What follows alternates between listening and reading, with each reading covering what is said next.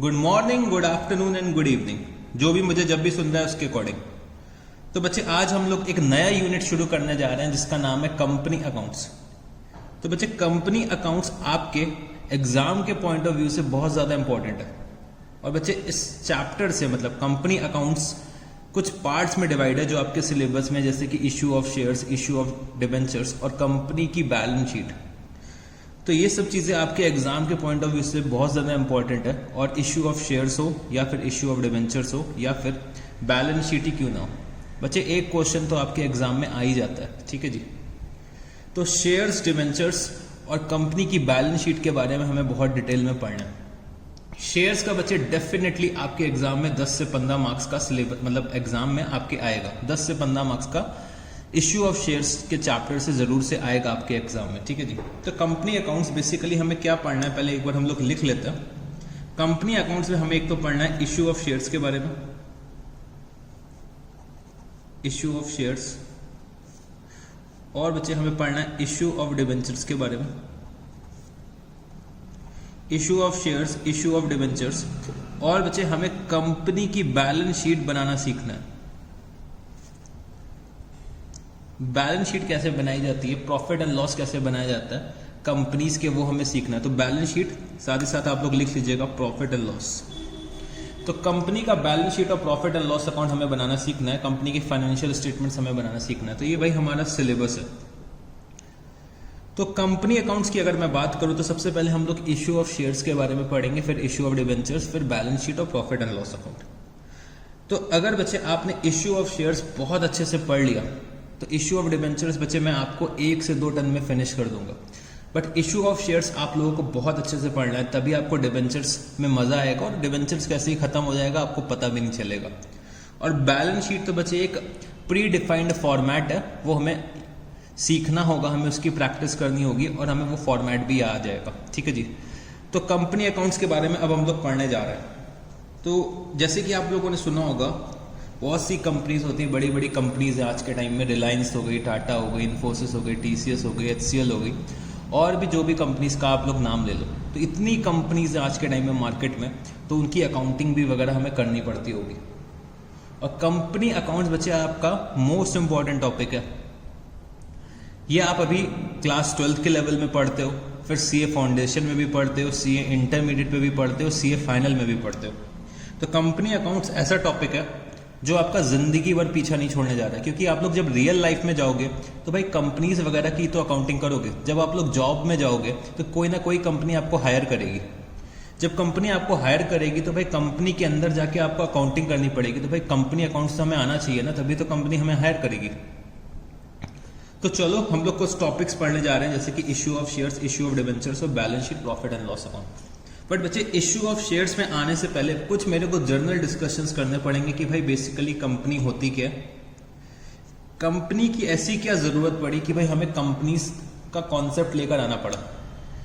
भाई हम लोग सोल प्रोप्राइटरशिप की अकाउंटिंग करते थे, पार्टनरशिप की अकाउंटिंग करते थे। तो क्या सोल प्रोप्राइटरशिप और पार्टनरशिप से काम नहीं चल रहा था जो हम लोग कंपनी अकाउंट्स लेकर आए? तो अब समझने की कोशिश करना बच्चे।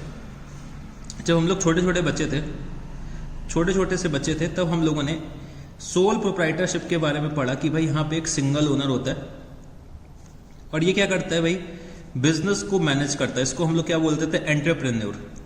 ये भाई अपने पूरे बिजनेस को मैनेज करता है, कैपिटल लगाता है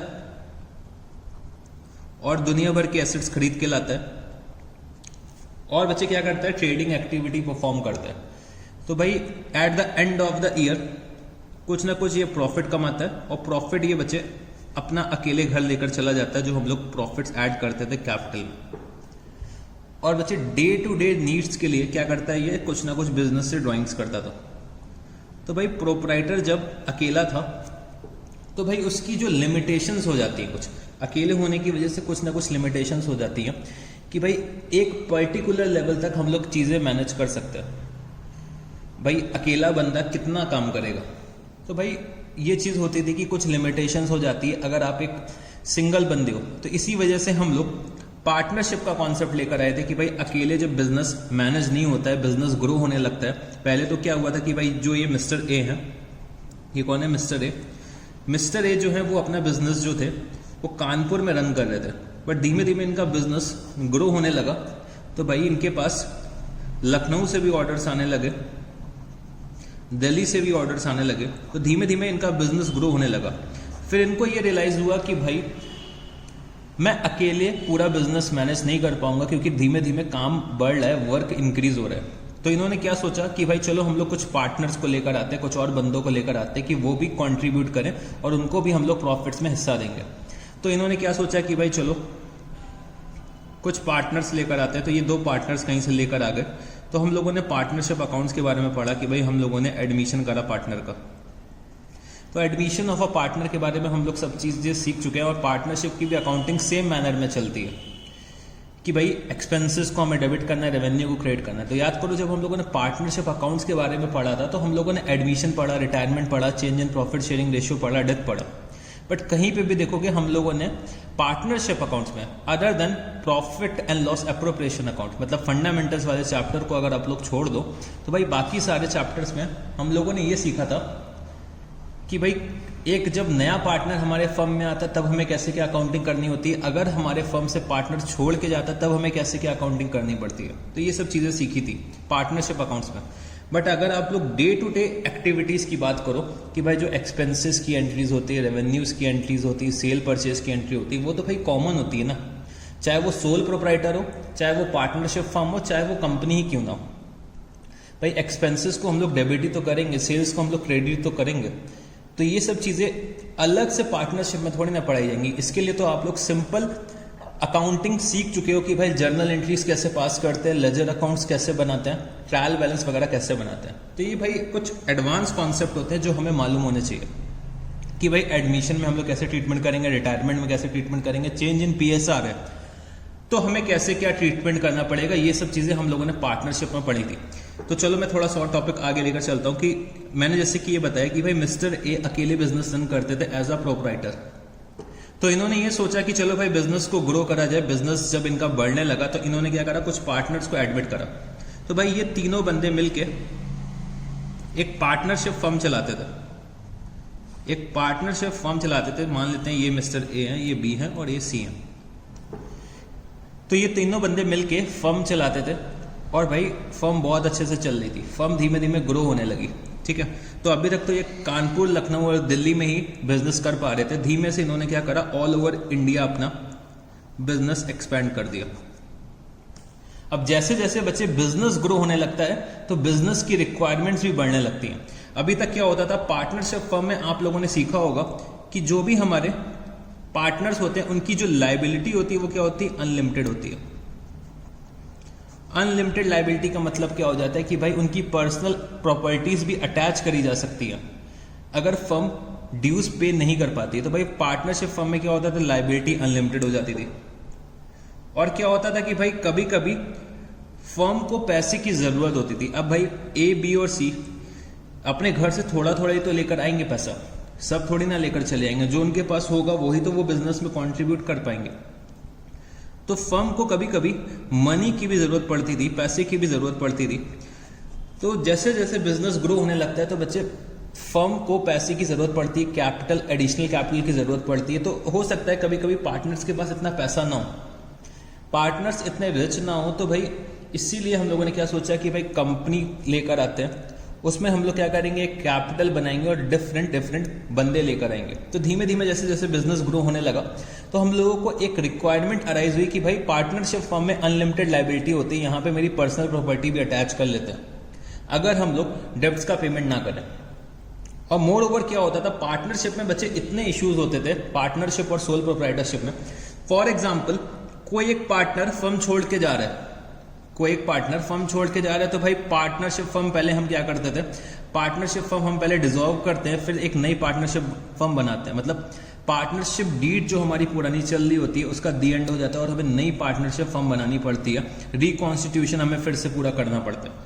तो इतने सारे यहाँ पे क्या होते थे, नाटक होते थे। एक पार्टनर आ रहा है तब हमें क्या करना पड़ता है, रिकॉन्स्टिट्यूशन करना पड़ता है। एक पार्टनर छोड़ के जा रहा है फिर हमें रिकॉन्स्टिट्यूशन करना पड़ता है।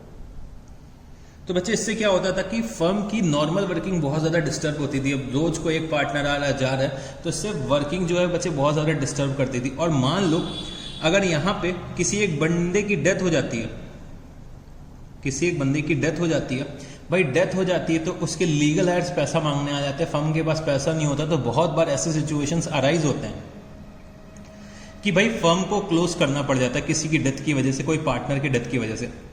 और अगर मैं सोल प्रोप्राइटर की बात करूं, अगर भाई यहाँ पे मिस्टर ए की डेथ हो जाती है, अगर ये प्रोप्राइटरशिप का बिजनेस रन करते हैं और इनकी डेथ हो जाती है, तो भाई बिजनेस तो वहीं पे एंड हो जाएगा ना। तो इसीलिए ये सोचा गया कि भाई कंपनी अकाउंट्स लेकर आते हैं कि भाई कंपनी हम लोग एक इनकॉर्पोरेट करते हैं, कंपनी इनकॉर्पोरेट कर देंगे तो भाई कंपनी एक सेपरेट लीगल एंटिटी बन जाएगी। सेपरेट लीगल एंटिटी का मतलब क्या हो जाएगा कि भाई कंपनी को हम लोग as an artificial person create कर रहे हैं। भाई कंपनी अगर मैं क्रिएट कर रहा हूं तो एक और नया बंदा क्रिएट हो जा रहा है ऐसे, बट ये क्या है, आर्टिफिशियल पर्सन है, ये चल नहीं पा सकता है, ये चल फिर नहीं सकता है। तो आर्टिफिशियल पर्सन को हम लोग क्रिएट कर रहे हैं, उसको हम लोग क्या बोलते हैं, कंपनी। कंपनी बच्चे किसी की डेथ से अफेक्ट नहीं होती है, कंपनी भी कभी किसी के डेथ से अफेक्ट नहीं होती है, चाहे कोई मेंबर उसका छोड़ के जाए या फिर कोई एक नया मेंबर आए, तो भाई कंपनी की ऑपरेशंस उससे डिस्टर्ब नहीं होती है। ठीक है जी। तो जैसे जैसे हमारे बिजनेस की रिक्वायरमेंट्स बढ़ने लगी तो हमने ये सोचा कि चलो भाई एक कंपनी इनकॉर्पोरेट करते हैं, कंपनी इनकॉर्पोरेट करते हैं। तो कंपनी इनकॉर्पोरेशन के लिए हमें बहुत सारी लीगल फॉर्मेलिटीज कंप्लाई करनी पड़ती हैं। तो कंपनी हमें इनकॉर्पोरेट करवानी पड़ती है। भाई कंपनी इनकॉर्पोरेट करवाने के लिए गवर्नमेंट ऑफ इंडिया ने, कंपनी इनकॉर्पोरेट करवाने के लिए गवर्नमेंट ऑफ इंडिया ने एक रजिस्ट्रार ऑफ कंपनीज क्रिएट करा। रजिस्ट्रार ऑफ कंपनीज, इसको शॉर्ट में हम लोग आरओसी भी बोलते हैं, आरओसी, रजिस्ट्रार ऑफ कंपनीज। कि भाई अगर किसी भी बंदे को कंपनी इनकॉर्पोरेट करनी है तो वो रजिस्ट्रार ऑफ कंपनीज के पास जाएगा, अपने नेसेसरी लीगल डॉक्यूमेंट्स फाइल करेगा और कंपनी का इनकॉर्पोरेशन हो जाएगा। ठीक है जी। बट सर पहले ये तो बताइए कि भाई कंपनी बेसिकली है क्या। बच्चे कंपनी एक आर्टिफिशियल लीगल पर्सन है। कंपनी एक जीता जाता इंसान नहीं है। भाई इंसान जो है वो क्या कर सकता है, भाई वो सांस ले सकता है, वो चल फिर सकता है, बट कंपनी क्या है कि एक आर्टिफिशियल पर्सन, वो सांस नहीं ले सकती, वो चल नहीं सकती है, बट एक आइडेंटिटी क्रिएट हो गई है, एक आइडेंटिटी, एक लीगल आइडेंटिटी क्रिएट हो गई है बाय लॉ। तो कंपनी बाय लॉ क्रिएट होती है, उसको हम लोग बोलते हैं artificial person. Artificial person create कर दिया हमने, और उस कंपनी को रन करने के लिए, भाई आर्टिफिशियल पर्सन है तो भाई वो खुद थोड़ी ना अपनी वर्किंग कर सकता है, तो कंपनी को चलाने के लिए भी हमें कुछ बंदे चाहिए होंगे। उन बंदों को हम लोग क्या बोलते हैं, प्रोमोटर्स या फिर डायरेक्टर्स। प्रोमोटर्स बच्चे वो बंदे होते हैं जो कंपनी के इनकॉर्पोरेशन के लिए नेसेसरी स्टेप्स लेते हैं, जो कंपनी को इनकॉर्पोरेट कराते हैं, उनको हम लोग क्या बोलते हैं, प्रोमोटर्स बोलते हैं। और बच्चे जो कंपनी के ऑपरेशंस को डे टू डे में चलाते हैं, उनको हम लोग बोलते हैं कि डायरेक्टर्स। ठीक है जी।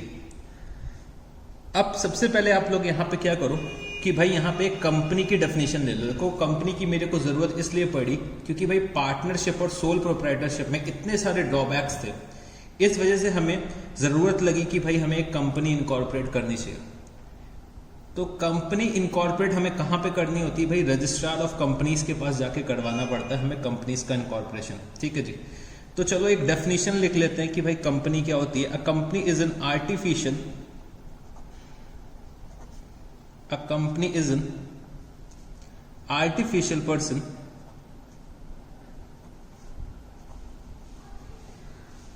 created by law. A company is an artificial person created by law having separate entity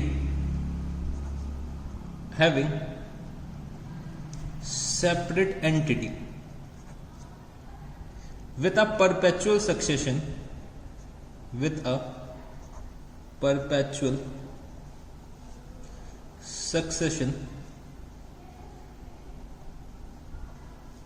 and a common seal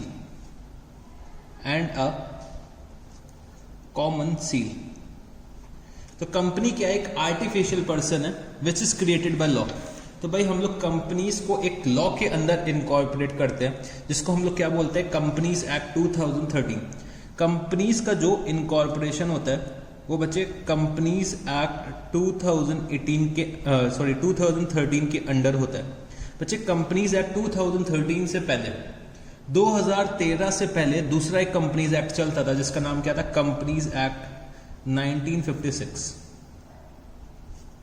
इससे पहले एक और एक्ट चलता था कंपनीज एक्ट 1956, बट बच्चे कंपनीज एक्ट 1956 को खत्म कर दिया गया 2013 में और एक नया एक्ट लेकर आया गया कंपनीज एक्ट 2013, क्योंकि कंपनीज एक्ट 1956 बच्चे बहुत पुराना हो चुका था, ऑब्सोलीट हो चुका था। भाई 1956 में ये एक्ट बनाया गया था, ये लॉ 1956 में बनाया गया था, तो इसमें बार बार हमें अमेंडमेंट्स करने पड़ रहे थे, बार बार इसमें हमें अमेंडमेंट्स करने पड़ रहे थे। और ये जो लॉ था वो बच्चे पुराना हो चुका था, क्योंकि इतना पुराना लॉ है। और आज के टाइम में अगर आप लोग देखोगे तो भाई कंपनीज इतनी ज़्यादा हैं और लॉ अगर पुराना फॉलो करेगी तो बहुत ज़्यादा दिक्कतें होती थी। तो यहाँ पे लॉ मेकर्स ने क्या सोचा कि भाई चलो एक नए कंपनीज एक्ट को लेकर आया जाए, तो कंपनीज एक्ट 2013 लेकर आया गया। अब जो कंपनीज का इनकॉर्पोरेशन होता है वो कंपनीज एक्ट 2013 के अंडर होता है, और जितनी भी कंपनीज एक्ट 1956 के अंदर इनकॉर्पोरेट थी, जितनी भी कंपनीज एक्ट 1956 के अंडर इनकॉर्पोरेटेड थी, वो बच्चे ट्रांसफर हो गई कंपनीज एक्ट 2013 के अंदर। और कंपनीज एक्ट 1956 को हमेशा के लिए खत्म कर दिया गया। अभी भी मतलब बेसिकली कुछ सेक्शंस अभी भी इन ऑपरेशन में है, मतलब अभी भी कुछ सेक्शंस कंपनीज एक्ट 1956 के रेलेवेंट है, क्योंकि भाई कंपनीज एक्ट 2013 में उनका अभी प्रोविजन नहीं किया गया, या फिर कंपनीज एक्ट 2013 के वो सेक्शंस अभी तक अप्लाई होना शुरू नहीं हुए। तो कंपनीज एक्ट 2013 अभी आया है बच्चे, बहुत ज़्यादा पुराना नहीं है, 5-6 साल पुराना है। तो कंपनीज एक्ट 2013 बहुत ही ज़्यादा कॉम्प्रहेंसिव है और बहुत ही ज़्यादा लॉजिकल बातें करी गई हैं कंपनीज एक्ट 2013 के अंदर। तो बेसिकली कंपनी क्या होती है, एक आर्टिफिशियल पर्सन होती है which is created by law having separate entity. तो जैसे कि मैंने आपको बताया कि भाई एक हम लोग आर्टिफिशियल पर्सन क्रिएट कर रहे हैं, एक हम लोग आर्टिफिशियल पर्सन क्रिएट कर रहे हैं, तो भाई उसकी सेपरेट आइडेंटिटी भी तो होगी। तो भाई आर्टिफिशियल पर्सन है तो भाई कंपनी की एक सेपरेट आइडेंटिटी होती है। जैसे रिलायंस हो गए, टाटा हो गए, तो भाई इनकी एक सेपरेट आइडेंटिटी है। हम लोग ये बोल सकते हैं कि भाई रिलायंस के जो ओनर है वो मुकेश अंबानी है, बट बच्चे रिलायंस कंपनी अलग है और मुकेश अंबानी क्या है, मुकेश अंबानी उस कंपनी के मैनेजिंग डायरेक्टर है, बट रिलायंस की एक सेपरेट आइडेंटिटी है। सिमिलरली अगर मैं टाटा की बात करूं तो भाई टाटा में रतन टाटा का आप लोगों ने नाम सुना होगा। तो बेसिकली रतन टाटा को मैनेज तो कर रहे हैं, बट टाटा की एक सेपरेट एंटिटी है क्योंकि वो कंपनीज एक्ट के अंदर इनकॉर्पोरेटेड है। तो जितनी भी कंपनीज होती हैं उनकी सेपरेट आइडेंटिटी होती है। आप लोगों ने सुना होगा कि भाई हम लोग जब 18 ईयर्स के हो जाते हैं तो हम लोग पैन कार्ड अपना बनवाते हैं। पैन कार्ड हर बंदे का अलग होता है, सबको एक नंबर अलॉट होता है, ठीक है जी। तो सिमिलरली हमें कंपनीज का भी पैन बनवाना पड़ता है।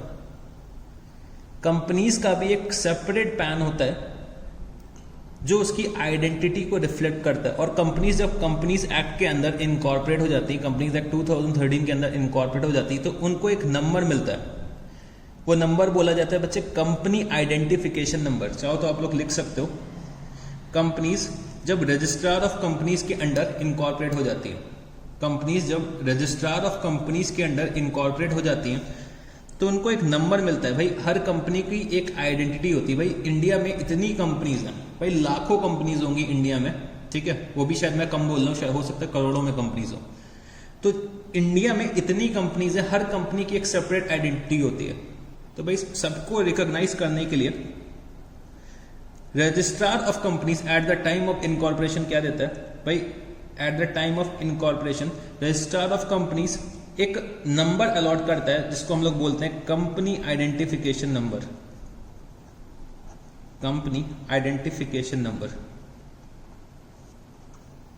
अच्छा, ये सब चीजें आपके बुक में नहीं लिखी होंगी, बट मैं आपको ये प्रैक्टिकल लाइफ से बता रहा हूँ, क्योंकि भाई जब तक मैं आपको समझाऊंगा नहीं बेसिकली कंपनीज होती क्या है, उनका पर्पस क्या होता है, क्या क्या डॉक्यूमेंट्स लगते हैं, कंपनीज के अंदर कौन कौन से बंदे होते हैं, जब तक ये सब चीज़ें मैं आपको बताऊंगा नहीं तब तक मैं उसकी अकाउंटिंग आपको समझा नहीं पाऊंगा। तो ये सारी चीज़ें आपके बुक्स में नहीं लिखी हुई हैं जो मैं बोल रहा हूँ। तो कंपनी जब इनकॉर्पोरेट होती है अंडर द कंपनीज एक्ट, भाई कंपनीज एक्ट के अंदर इनकॉर्पोरेट होने के लिए हमें रजिस्ट्रार ऑफ कंपनीज में अपनी एप्लीकेशन देनी पड़ती है, अपने ऑल द नेसेसरी डॉक्यूमेंट्स देने पड़ते हैं। अभी जो भी नेसेसरी डॉक्यूमेंट्स देने होते हैं उसकी मैं अभी बाद में बात करूंगा। तो बच्चे रजिस्ट्रार ऑफ कंपनीज के पास जब हम लोग अपने डॉक्यूमेंट्स देते हैं तो रजिस्ट्रार ऑफ कंपनीज सारे डॉक्यूमेंट्स चेक करता है, और डॉक्यूमेंट्स चेक करने के बाद कंपनी का इनकॉर्पोरेशन होता है तो कंपनी को एक कॉमन कंपनी आइडेंटिफिकेशन नंबर मिलता है, जिससे हम लोग हर कंपनी को स्पेसिफिकली रिकॉग्नाइज कर सकते हैं। तो हर कंपनी की एक सेपरेट एंटिटी होती है विद अ परपेचुअल सक्सेशन। बच्चे परपेचुअल सक्सेशन का मतलब क्या हुआ? परपेचुअल सक्सेशन का मतलब ये हुआ कि भाई कंपनी अगर हम लोग इनकॉर्पोरेट कर रहे हैं, कंपनी एक सेपरेट लीगल एंटिटी बन गई है, तो कोई मेंबर अगर कंपनी में आ रहा है या फिर कोई मेंबर कंपनी को छोड़ के जा रहा है तो कंपनी को उसके आने या जाने की वजह से कोई फर्क नहीं पड़ेगा। कंपनी अपना चलती रहेगी, भाई एक मेंबर रहेगा, एक मेंबर छोड़ के चला जाएगा तो कंपनी अपनी चलती रहेगी, उसकी वर्किंग डिस्टर्ब नहीं होगी। बट अगर मैं पार्टनरशिप फर्म की बात करूं, अगर यहाँ पे एक पार्टनर आ रहा है या फिर एक पार्टनर छोड़ के जा रहा है तो बच्चे हम लोग बार बार रिवैल्यूएशन ही करते रह जाते थे, हर बार हम लोग गुडविल ही निकालते रह जाते थे। बट कंपनी में ये चीज़ नहीं होती है। कंपनी में मेंबर्स आते हैं और जाते रहते हैं और कंपनी की वर्किंग डिस्टर्ब नहीं होती है। और मान लो किसी मेंबर की डेथ हो जाती है, भाई मेंबर की डेथ हो जाती है बट कंपनी जो है वो चलती रहती है, जो भी और बंदे होते हैं वो कंपनी को चलाते हैं। बट पार्टनरशिप फर्म या फिर सोल प्रोप्राइटरशिप की अगर मैं बात करूं, अगर वर्किंग पार्टनर की डेथ हो गई तो भाई वहीं पे पार्टनरशिप फर्म का भी एंड हो जाता है। बट कंपनी के केस में ये नहीं होता है। तो बहुत सारे डीमेरिट्स थे सोल प्रोप्राइटरशिप के अंदर और पार्टनरशिप के अंदर, जिसकी वजह से हम लोग कंपनी अकाउंट्स लेकर आए, कंपनी का कॉन्सेप्ट लेकर आए, ठीक है जी। और कंपनी का अपना एक कॉमन सील होता है। कॉमन सील का मतलब क्या हो गया? कॉमन सील बच्चे ये मतलब हुआ कि कंपनी अपने नाम पे किसी और को सू कर सकती। फॉर एग्जाम्पल ये कोई बंदा है मिस्टर एक्स, ठीक है, ये मिस्टर एक्स है और ये मेरी कंपनी है, ये मेरी कंपनी है और ये मिस्टर एक्स है। मिस्टर एक्स जो है वो भाई कंपनी को पैसे नहीं दे रहा है। कंपनी ने क्या करा होगा? मिस्टर एक्स को सेल करी होगी। कंपनी ने मिस्टर एक्स को सेल करी और फॉर एग्जाम्पल सेल करी है 40,000 रुपीज की।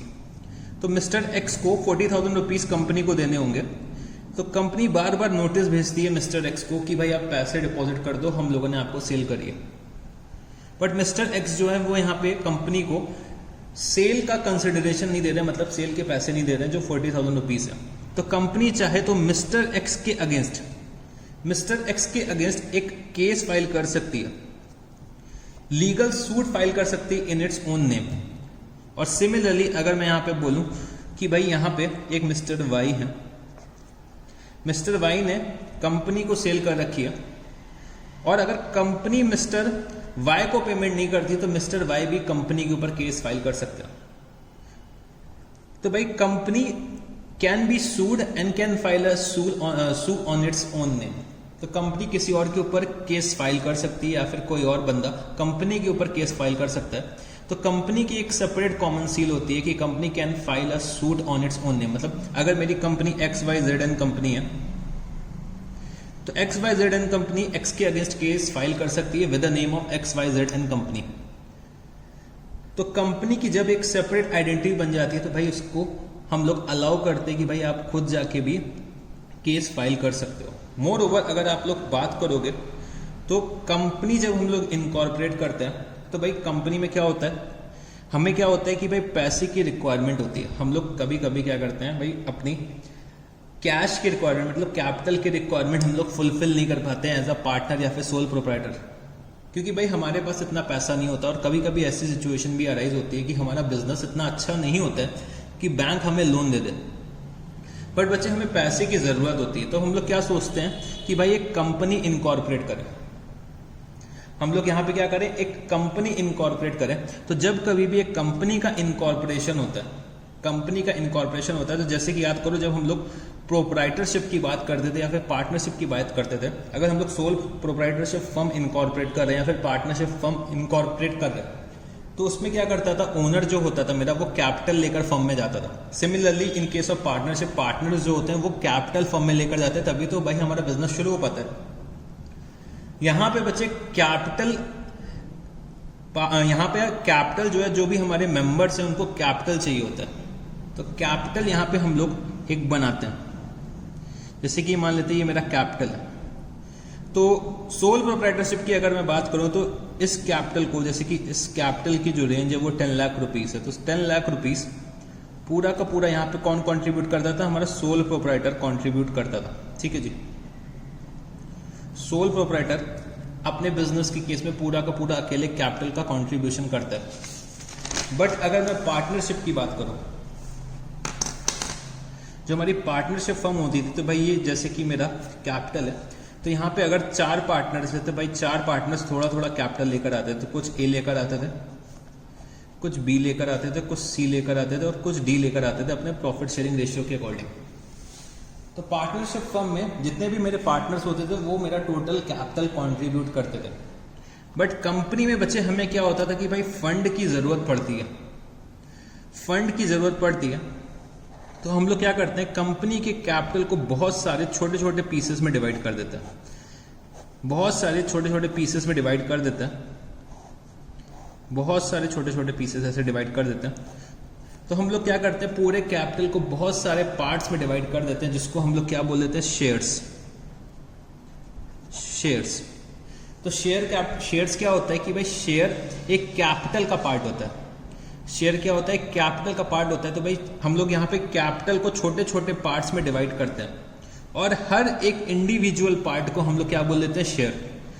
तो जैसे कि अगर मैं मानता हूं कि यहाँ पे मेरे को 10 लाख रुपीस की जरूरत थी, ठीक है जी,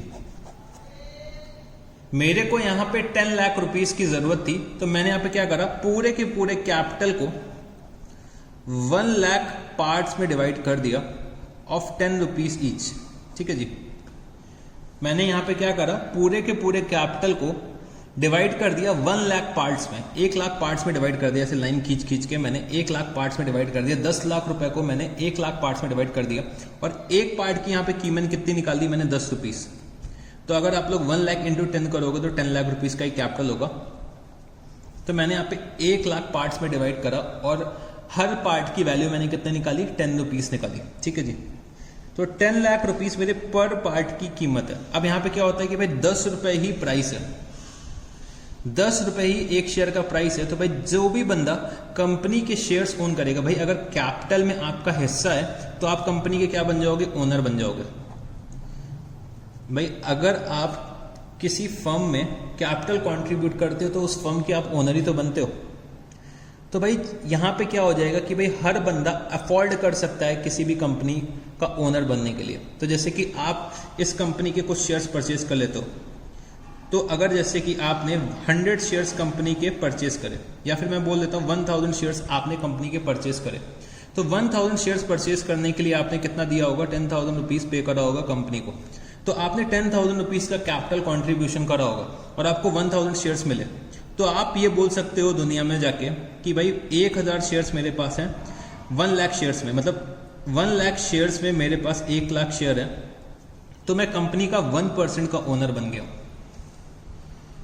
तो बच्चे हम लोग क्या करते हैं, कंपनीज में कैपिटल को बहुत छोटे छोटे पार्ट्स में डिवाइड कर देते हैं, जिसको हम लोग क्या बोलते हैं, शेयर। और बच्चे जैसे कि हम लोग पार्टनरशिप फर्म में या फिर प्रोप्राइटरशिप में इसको क्या बोलते थे, कैपिटल बोलते थे। कंपनीज में हम लोगों ने इसका नाम क्या रख दिया, भाई कैपिटल तो ये अभी भी है, कैपिटल को तो हम लोग डिवाइड कर रहे हैं, कैपिटल को हम लोग छोटे छोटे शेयर्स में डिवाइड कर रहे हैं, छोटे छोटे पार्ट्स में डिवाइड कर रहे हैं, जिसको हम लोग क्या बोलते हैं, शेयर्स। कैपिटल को जब हम लोग छोटे छोटे पार्ट्स में डिवाइड करते हैं तो क्या बोलते हैं, शेयर्स। तो इसका हम लोगों ने कंपनीज के अंदर क्या नाम रख दिया, शेयर कैपिटल। इसको हम लोग क्या बोलते हैं, कंपनीज अकाउंट के अंदर शेयर कैपिटल। कैपिटल बच्चे हम लोग बोलते थे पार्टनरशिप और प्रोप्राइटरशिप के केस में, बट अब हमेशा कंपनीज के केस में हमेशा ये आप लोग याद रखिएगा कि कंपनीज के केस में कैपिटल को हम लोग क्या बोलते हैं, शेयर कैपिटल। कंपनीज के केस में हम लोग कैपिटल को क्या बोलते हैं, शेयर कैपिटल। तो भाई हम लोग कंपनी के कैपिटल को बहुत छोटे छोटे पार्ट्स में डिवाइड कर देते हैं और इंडिविजुअल पार्ट को हम लोग क्या बोल देते हैं, शेयर। और शेयर हम लोग क्या करते हैं भाई, पब्लिक को ऑफर करते हैं सब्सक्रिप्शन के लिए कि भाई जो चाहे वो आके कंपनी में पैसा कंट्रीब्यूट करे और कंपनी का ओनर बन जाए। तो बच्चे आप लोगों ने देखा होगा कि बहुत लोग कंपनी के शेयर्स परचेज करते हैं और बहुत लोग कंपनी के शेयर्स सेल करते हैं। तो भाई जब कभी भी आप लोग कंपनी के शेयर्स परचेज करोगे तो भाई कंपनी के ओनर बन जाओगे। जैसे कि मैंने यहाँ पे 1000 शेयर्स परचेज कर लिए फ्रॉम 1 लाख शेयर्स, तो मैं कंपनी का 1% का ओनर हो गया। तो इससे क्या होता है बच्चे, ओनरशिप राइट भी क्या होता है, ट्रांसफर होता है। भाई जो बंदा चाहे वो कंपनी का ओनर बन सकता है। भाई बहुत से छोटे छोटे जो लोग होते हैं, जो गरीब लोग होते हैं, वो क्या करते हैं भाई, अपना बिजनेस स्टैब्लिश नहीं कर पाते क्योंकि उनके पास पैसे नहीं होते हैं। बट कंपनी यहाँ पे क्या बोलती है कि भाई आप लोग पैसा कंपनी में कंट्रीब्यूट करिए और ओनर बनिए। तो भाई यहाँ पे सोचो, जब 10 रुपये ही मेरे को कंट्रीब्यूट करना है, 10 रुपये ही मेरे को कंट्रीब्यूट करना है एक शेयर के लिए, तो भाई एक नॉर्मल पर्सन भी अपना एक बिजनेस स्टार्ट कर सकता है। मतलब ये बोल सकता है कि मैं इस कंपनी का ओनर हूं। तो इससे क्या होगा कि भाई ओनरशिप राइट बहुत ज्यादा लोगों में क्या हो जाएगा, फैल जाएगा। इसी कॉन्सेप्ट से कंपनी को लेकर आया गया कि भाई हर कोई कंपनी में पैसा कंट्रीब्यूट कर सके और ओनरशिप फील कर सके। ठीक है जी। तो जैसे कि भाई अब किसी की अगर कैपेबिलिटी नहीं है 1000 शेयर्स खरीदने की, तो बंदा भाई एक शेयर तो खरीद ही सकता है ना। एक शेयर कितने का आता है, 10 रुपए का। भाई 10 रुपए तो देने पड़ेंगे, 10 रुपए देने पड़ेंगे और कंपनी के हम लोग ओनर बन जाएंगे। भाई हमारी ownership right is limited to 1 share, कि भाई जिसके पास 1000 शेयर्स होंगे उसका राइट कितना होगा, 1% होगा। जिसके पास 1 शेयर होगा बच्चे, उसके पास क्या होगा, 0.001% राइट होगा। बट ये भी बोल सकता है कि भाई मैं कंपनी का 0.001% का ओनर हूं। तो भाई 1 शेयर कोई भी परचेज कर सकता है जिसके पास थोड़ा पैसा है। फॉर एग्जांपल जो रिक्शे वाले होते हैं, चाय वाले होते हैं, ये सब भी कंपनीज के शेयर परचेज कर सकते हैं। तो उनके बीच में भी ओनरशिप राइट स्टैब्लिश हो जाता है, फैल जाता है। तो कंपनी में हम लोग कैपिटल को बहुत छोटे छोटे पार्ट्स में डिवाइड करते हैं, जिसको हम लोग बोलते हैं शेयर, और कंपनीज में कैपिटल को हम लोग बोलते हैं शेयर कैपिटल। तो भाई शेयर कैपिटल जो होता है वो हम लोग लोगों से पैसा इकट्ठा करते हैं और कंपनी में कंट्रीब्यूट करते हैं, जिससे कि कंपनी अपनी वर्किंग कर सके। ठीक है जी। तो ये बात थोड़ी सी आपको समझ में आ गई होगी। अब जैसे कि मेरे पास 1000 शेयर्स हैं, तो भाई मैं ये किसी को सेल भी कर सकता हूँ। जैसे कि मैं कौन हूँ, मिस्टर एक्स हूँ। मैंने क्या करा भाई, एक्स ने अपने शेयर्स वाई को सेल कर दिए, तो वाई अब ओनर बन जाएंगे 1000 शेयर्स के।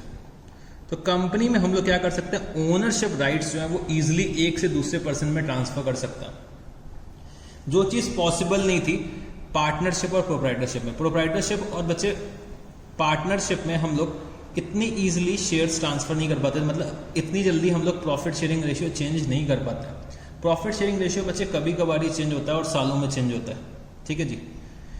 बट कंपनीज के केस में हम लोग आराम से शेयर्स एक बंदे से दूसरे बंदे को ट्रांसफर कर सकते हैं। ये कंपनी का क्या होता है, एक तरीके से एडवांटेज होता है, कैरेक्टरिस्टिक होती है कि हम लोग इजीली कंपनीज के शेयर 1 पर्सन से डिफरेंट पर्सन में ट्रांसफर कर सकते हैं, 1% टू अनदर पर्सन ट्रांसफर कर सकते हैं। ठीक है जी।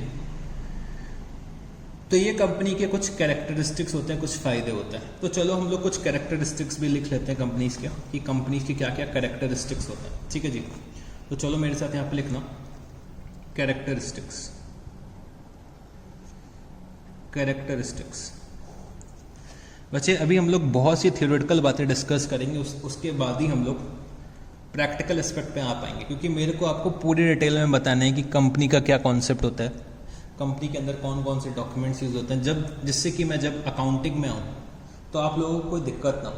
क्योंकि भाई कंपनीज अकाउंट्स आप लोग फर्स्ट टाइम पढ़ते हो, या फिर अगर आप लोग क्लास 12 में पहले पढ़ चुके हो तो थोड़ा सा बेस मिल जाता है। बट इतने डिटेल में आप लोग क्लास 12 में भी नहीं पढ़ते, क्योंकि मेरे को यहाँ पे आपको हर एक डॉक्यूमेंट के बारे में बताना पड़ता है, हर एक चीज के बारे में बताना पड़ता है, क्योंकि कंपनीज के अंदर इतने सारे कॉन्सेप्ट्स हैं कि मैं आपको क्या बताऊं। कंपनीज एक्ट अगर आप लोग पढ़ना शुरू कर दें तो आपको सालों लग जाएंगे, आप कंपनीज एक्ट पूरा फिनिश नहीं कर पाओगे, इतना बड़ा कंपनीज एक्ट है। बट हमें जितना भी रेलेवेंट है हमारे सिलेबस से रिलेटेड वो सब चीजें मेरे को आपसे डिस्कस करनी है, क्योंकि थ्योरेटिकल क्वेश्चन भी कंपनी अकाउंट से बहुत ज्यादा आते हैं सिलेबस में। तो चलो पहले हम लोग कैरेक्टरिस्टिक्स के बारे में लिख लेते हैं कि कंपनी की कैरेक्टरिस्टिक्स क्या होती हैं। तो एक तो बच्चे क्या हो गया कि कंपनी की एक सेपरेट लीगल एंटिटी होती है। तो ये उसका क्या हो गया, कैरेक्टरिस्टिक हो गया कि भाई कंपनी की एक सेपरेट आइडेंटिटी होती है, कंपनी की एक सेपरेट लीगल एंटिटी होती है। तो सेपरेट लीगल एंटिटी, ठीक है जी। फिर क्या होता है, कंपनी का परपेचुअल एग्जिस्टेंस होता है। परपेचुअल एग्जिस्टेंस का मतलब क्या हो गया कि अगर किसी मेंबर की डेथ हो रही है, या फिर कोई मेरा एक नया मेंबर आ रहा है, या फिर मेंबर कोई छोड़ के जा रहा है, तो कंपनी उससे अफेक्ट नहीं होगी। कंपनी बच्चे चलती जाएगी, चाहे वो किसी मेंबर्स की डेथ हो जाए, चाहे किसी मेंबर की रिटायरमेंट हो जाए, या फिर कोई मेंबर इंसॉल्वेंटी क्यों ना डिक्लेयर हो जाए। तो इसको हम लोग क्या बोलते हैं, परपेचुअल एक्सिस्टेंस। ठीक है जी। फिर कंपनीज में हर बंदे की जो लाइबिलिटी होती है वो बच्चे लिमिटेड होती है। लिमिटेड कैसे होती है, अब ये समझने की कोशिश करना। भाई मैंने कंपनी के शेयर्स परचेज करे, फॉर एग्जांपल मैंने 1000 शेयर्स परचेज करे, तो मेरी लाइबिलिटी कंपनी के प्रति, कंपनी के लिए कितनी हो जाएगी। भाई 1000 शेयर्स परचेज करें, मेरे को 10 रुपए देने, तो मेरी मैक्सिमम लाइबिलिटी कितनी हो गई, 10,000 रुपीज की हो गई।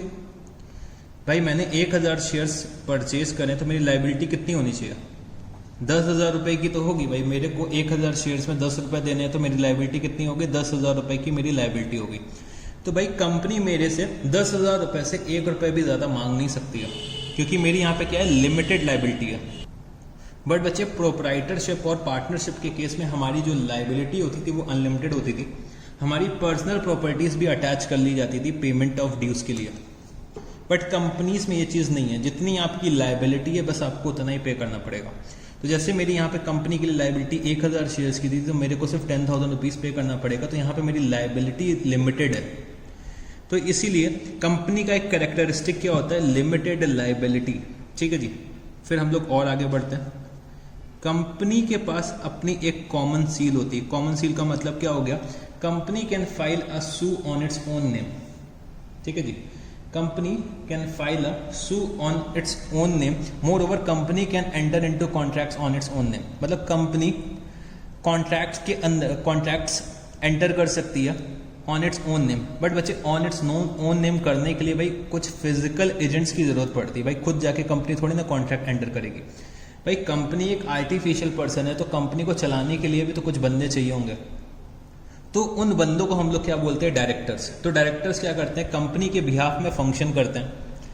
कंपनी के हित के लिए, कंपनी के एडवांटेज के लिए, कंपनी के बेटरमेंट के लिए डायरेक्टर्स जो है वो फंक्शनिंग परफॉर्म करते हैं और कंपनी के बिहाफ में वेरियस कॉन्ट्रैक्ट्स एंटर करते हैं। तो कंपनी की क्या होती है, एक सेपरेट कॉमन सील होती है। ठीक है जी। मोर ओवर जो कंपनी के जो शेयर्स होते हैं वो ट्रांसफरेबल होते हैं, जो अभी हम लोगों ने डिस्कस करा था कि भाई एक बंदा अपने पास से शेयर ट्रांसफर कर सकता है, शेयर सेल कर सकता है किसी और बंदे को। तो ये क्या होता है, ट्रांसफरेबिलिटी ऑफ शेयर। हम लोग इजीली शेयर्स ट्रांसफर कर सकते हैं from one person to another in case of a company. तो ये कुछ कैरेक्टरिस्टिक्स होते थे कंपनी के जो हमें याद होने चाहिए। ठीक है जी। तो मैंने आपको 5 कैरेक्टरिस्टिक्स लिखवाए हैं। तो अगर आपसे पूछा जाता है what are the characteristics of a company, तो आप लोग ये पॉइंट्स लिख सकते हो और एक एक पॉइंट आप एक्सप्लेन कर सकते हो। इतना मैंने आपको समझा दिया है। ठीक है जी। मोर ओवर जब आप लोग एक बार बुक से रीडिंग करोगे तो थोड़े से पॉइंट्स और निकल के आएंगे। बट इतना अगर आप लोग लिख देते हो जो मैंने अभी आपको बोला है, हर पॉइंट को मैंने आपको समझाया, तो अगर यही चीज़ आप लोग लिख देते हो तो इससे भी आपका काम चल जाएगा। तो ये तो हो गई बच्चे कंपनी की कैरेक्टरिस्टिक्स। ठीक है जी। अब मेरे को कुछ और बातें करनी है, तो चलो इस डायग्राम में वापस आता है। तो जैसे कि मेरे को पता है कि भाई कंपनीज के केस में हम लोग कैपिटल्स को छोटे छोटे पार्ट्स में डिवाइड कर देते हैं, जिसको हम लोग क्या बोलते हैं, शेयर्स। तो शेयर्स हम लोग ऑफर करते हैं पब्लिक को कि भाई आप लोग पैसा कंपनी में कंट्रीब्यूट करिए, आप लोगों को भी कंपनी में क्या मिलेगा, हिस्सेदार बन जाओगे, आप लोग कंपनी के ओनर बन जाओगे। तो भाई जैसे कि मैंने कंपनी के शेयर्स जो हैं वो सब्सक्राइब करे, मैंने परचेज करे, तो मैं कंपनी का क्या बन जाऊंगा। अगर मैं मिस्टर वाई हूं यहाँ पे, अगर मैं यहाँ पे मिस्टर वाई हूं, तो भाई मैं कंपनी का बन जाऊंगा यहाँ पे शेयर होल्डर। भाई मैंने शेयर परचेज करे तो मैं क्या बन जाऊंगा, कंपनी का शेयर होल्डर। अगर मेरे पास कंपनी के शेयर्स हैं तो मेरे को क्या बोला जाएगा, शेयर होल्डर बोला जाएगा। ठीक है जी। और जो बंदे कंपनी के ऑपरेशंस को परफॉर्म करते हैं उनको हम लोग क्या बोलते हैं, डायरेक्टर्स। फॉर एग्जाम्पल डायरेक्टर्स जो होते हैं वो कंपनी के ऑपरेशंस को परफॉर्म करते हैं। तो डायरेक्टर्स पब्लिक को ऑफर करते हैं कि भाई आप आके शेयर्स परचेज करो। डायरेक्टर्स नेसेसरी डिसीजंस लेते हैं। डायरेक्टर्स जो होते हैं वो कंपनी के ऑपरेशंस को परफॉर्म करते हैं, मैनेजमेंट के लिए रिस्पॉन्सिबल होते हैं। तो डायरेक्टर्स को बच्चे कंपनी से क्या मिलती है, सैलरी मिलती है। डायरेक्टर्स कंपनी में शेयर्स भी ओन करते हैं, ऐसा नहीं है कि शेयर्स नहीं ओन करते हैं। कुछ शेयर्स डायरेक्टर्स ओन करते हैं, कुछ ऑफर कर देते हैं पब्लिक के लिए कि भाई आप लोग भी पैसा कंट्रीब्यूट करिए कंपनी में। ठीक है जी। तो शेयर कैपिटल को हम लोग छोटे छोटे पार्ट्स में डिवाइड करते हैं, जिसको हम लोग बोलते हैं शेयर्स। और जो भी बंदे शेयर्स को ओन करते हैं उसको हम लोग क्या बोलते हैं, शेयर होल्डर। तो यहाँ पे बच्चे कंपनी के इतने सारे शेयर होल्डर्स होते हैं कि मैं आपको क्या बताऊँ। जिस बंदे के पास शेयर है वो कंपनी का शेयर होल्डर है। अब मेरे पास अगर 1 शेयर है तो मैं भी कंपनी का शेयर होल्डर हूँ, अगर मेरे पास 100 शेयर है तब भी मैं कंपनी का शेयर होल्डर ही बोला जाऊँगा। बट बच्चे ये बोला जाएगा कि मैं 1 शेयर का शेयर होल्डर हूँ, 100 शेयर का शेयर होल्डर हूँ। ठीक है जी। तो शेयर होल्डर होते हैं कंपनीज में, और हम लोग शेयर कैपिटल को डिवाइड करते हैं इनटू सेवरल पार्ट्स, जिसको हम लोग बोलते हैं शेयर्स। ठीक है जी। चलो थोड़ा सा और आगे बढ़ते हैं। अब बच्चे समझने की कोशिश करना, कंपनीज जो होती हैं वो बहुत टाइप की होती हैं। तो यहां पे लिखना kinds of companies, kinds of companies. तो कंपनी कौन कौन से टाइप की होती हैं ये मेरे को पहले डिस्कस करना है। तो कौन कौन से टाइप की कंपनीज होती होंगी, थोड़ा सा आप लोग मेरे को बता सकते हो। आप लोगों ने ये सब चीज़ें कॉमर्स में ऑलरेडी पढ़ रखी होंगी। तो बच्चे कंपनीज जो बेसिकली होती हैं, कंपनीज 3 तरीके की होती हैं। कंपनीज को हम लोग एक और नाम से जानते हैं, जॉइंट स्टॉक कंपनी। तो बेसिकली कंपनीज जो हमारी होती हैं वो 3 तरीके की होती हैं। एक तो होती है बच्चे अनलिमिटेड कंपनी। आप लोग कॉमर्स में और भी बहुत सारी कंपनीज पढ़ते हो, बट बेसिकली जो मेरे अकाउंट्स के पॉइंट ऑफ व्यू से रिलेवेंट है उन कंपनीज की मैं बातें कर रहा हूं। तो एक तो मेरी क्या होती है, अनलिमिटेड कंपनी। एक बच्चे मेरी कंपनी का नाम क्या होता है, कंपनी लिमिटेड बाय गारंटी, और एक मेरी कंपनी होती है company limited by shares, company limited by shares. तो बच्चे अनलिमिटेड कंपनी, अनलिमिटेड कंपनी जो हमारी होती है, यहां पे बच्चे जो हमारे शेयर होल्डर्स होते हैं, जो हमारे मेंबर्स होते हैं, भाई शेयर होल्डर्स को हम लोग मेंबर्स के नाम से भी जानते हैं, क्योंकि शेयर होल्डर जो होते हैं वो कंपनी के मेंबर्स होते हैं। तो जो भी कंपनी के शेयर होल्डर्स होते हैं in the case of unlimited company, तो बच्चे शेयर होल्डर्स की यहाँ पे लाइबिलिटी जो होती है वो अनलिमिटेड होती है। मतलब शेयर होल्डर्स की पर्सनल प्रॉपर्टी भी अटैच करी जा सकती है कंपनी के ड्यूज के पेमेंट के लिए। तो अगर कंपनी अपने क्रेडिटर्स के ड्यूज को मीट आउट नहीं कर पा रही है तो शेयर होल्डर को पर्सनली कंट्रीब्यूट करना पड़ेगा। तो शेयर होल्डर्स की पर्सनल प्रॉपर्टी भी अटैच करी जा सकती है कंपनी के ड्यूज के पेमेंट के लिए। तो अनलिमिटेड लायबिलिटी में हमारे शेयर होल्डर्स की जो लायबिलिटी होती है वो अनलिमिटेड होती है। तो अगर मैं यहां पे लिखना चाहूं, liability of share holders is unlimited, जैसे कि हम लोगों ने देखा था प्रोप्राइटरशिप और पार्टनरशिप के केस में, तो यहां पे भी liability of share holders is unlimited. और बच्चे यहां पे हम लोग पर्सनल प्रॉपर्टी भी अटैच कर सकते हैं for the payment of dues of company. तो शेयर होल्डर की अगर लायबिलिटी अनलिमिटेड है तो बच्चे शेयर होल्डर की प्रॉपर्टी को हम लोग यहां पे अटैच कर सकते हैं। तो सर फिर कंपनी इनकॉर्पोरेट करने का फायदा क्या हुआ? बच्चे अनलिमिटेड लायबिलिटी का जो कॉन्सेप्ट होता है वो सिर्फ और सिर्फ थ्योरेटिकल है। रियल लाइफ में अगर मैं बात करूं तो रियल लाइफ में एक भी कंपनी ऐसी नहीं है जो अनलिमिटेड होगी। इंडिया में अगर मैं बात करूं एक भी कंपनी अनलिमिटेड कंपनी नहीं है, ये बस एक थ्योरेटिकल कॉन्सेप्ट है। तो इंडिया में एक भी कंपनी अनलिमिटेड नहीं है। सारी की सारी जो कंपनीज होती है इंडिया में वो कंपनी लिमिटेड बाय शेयर्स होती हैं। अनलिमिटेड लायबिलिटी बस एक थ्योरेटिकल कॉन्सेप्ट है जो कंपनीज एक्ट के अंदर डाल दिया गया कि भाई ऐसा भी कुछ होता है कि अगर किसी कंपनी की लायबिलिटी जो है वो अनलिमिटेड है, मतलब उनके शेयर होल्डर्स की जो लायबिलिटी वो अनलिमिटेड है, तो उसको हम लोग क्या बोलते हैं, अनलिमिटेड कंपनी। और बस ये एक थ्योरेटिकल कॉन्सेप्ट है। रियल लाइफ में कहीं भी अनलिमिटेड लायबिलिटी का, अनलिमिटेड कंपनी का कॉन्सेप्ट कहीं भी नहीं चल रहा। रियल लाइफ में अगर देखोगे तो कोई भी कंपनी अनलिमिटेड कंपनी के नाम पे इनकॉर्पोरेटेड नहीं है। ठीक है जी। फिर मैं आता हूं company limited by guarantee. Company limited by guarantee, तो कंपनी लिमिटेड बाय गारंटी में क्या होता है बच्चे, जो हमारे कंपनी के मेंबर्स होते हैं, शेयर होल्डर्स होते हैं, जो कंपनी के हमारे मेंबर्स होते हैं, शेयर होल्डर्स होते हैं, वो कंपनी को क्या देते हैं, गारंटी देते हैं। वो कंपनी को एक गारंटी देते हैं कि भाई वो कुछ अमाउंट कंट्रीब्यूट करेंगे इन the event of winding up of the company. अगर कंपनी का वाइंडिंग अप होता है, अगर कंपनी बंद करी जा रही है, कंपनी का अगर वाइंडिंग अप होता है, तो जो हमारे मेंबर्स हैं वो कुछ अमाउंट गारंटी करते हैं कि in the event of winding up हम लोग पे करेंगे in addition to the amount contributed for shares. मतलब अगर मैंने शेयर्स परचेज करें, 100 शेयर्स 10 रुपए के परचेज करें, तो मेरी लाइबिलिटी कितनी होनी चाहिए? 1000 की होनी चाहिए। बट बच्चे 1000 के अलावा हम लोगों ने कुछ गारंटी करी है कि भाई अगर कंपनी का वाइंडिंग अप होता है तो मेरे पास जैसे 100 शेयर है तो मैं पर शेयर 5 रुपए और पे करूंगा अगर कंपनी का वाइंडिंग अप होता है। तो एज ए मेंबर मैं कंपनी को गारंटी दे रहा हूं कि भाई इन the event of winding up मैं कुछ अमाउंट कंट्रीब्यूट करूंगा। At the event of winding up मैं कुछ अमाउंट कंट्रीब्यूट करूंगा। तो भाई उस कंपनी को हम लोग क्या बोलते हैं? Company limited by guarantee. अगर हमारे यहाँ पे मेंबर्स कुछ अमाउंट कंट्रीब्यूट करने के लिए एग्री करते हैं at the event of winding up of the company, उसको बोलते हैं कंपनी लिमिटेड बाय गारंटी। तो मेंबर्स अपनी गारंटी देते हैं कि हम लोग कंपनी के वाइंडिंग अप में कुछ पैसा कंट्रीब्यूट करेंगे।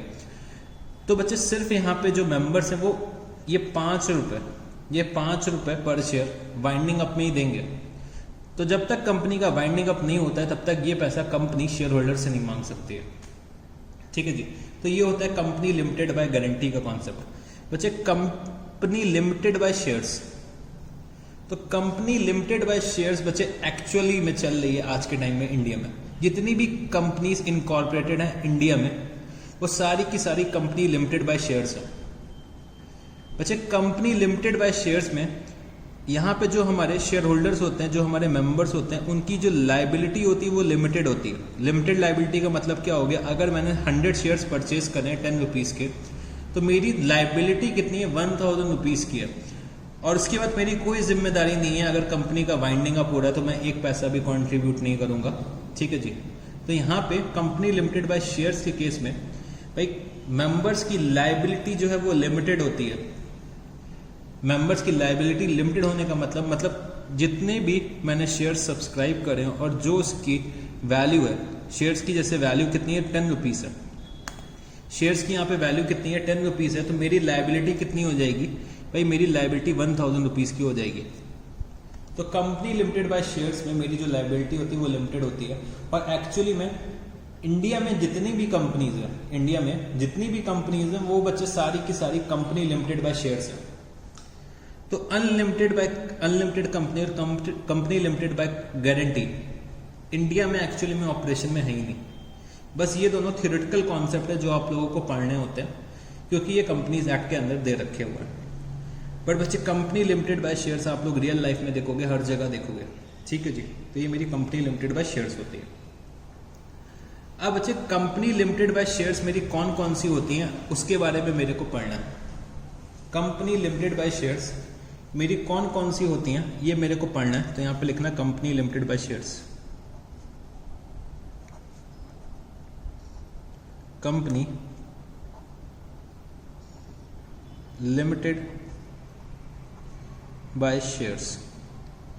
तो ये कौन कौन सी कंपनीज होती हैं इसके बारे में अब मेरे को पढ़ना है। तो चलो बच्चे मेरे साथ यहाँ पे लिखना कि कंपनी लिमिटेड बाय शेयर्स के अंदर एक जो पहली कंपनी मेरी आती है उसका नाम हम लोग क्या बोलते हैं? Private company. Private company. तो बच्चे प्राइवेट कंपनी क्या होती है चलो इसके बारे में हम लोग समझने की कोशिश करते हैं। तो बच्चे प्राइवेट कंपनी को डिफाइन किया गया है under section 2 sub section 68 of the companies act 2018। Sorry, companies act 2013, बार बार मेरे 18 निकल जा रहा है। तो प्राइवेट कंपनीज को डिफाइन किया गया under section 2 sub section 68 of the companies act 2013। तो ये डिफाइन क्या करा गया है कि a private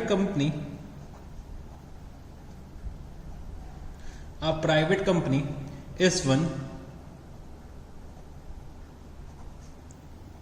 which by its article of association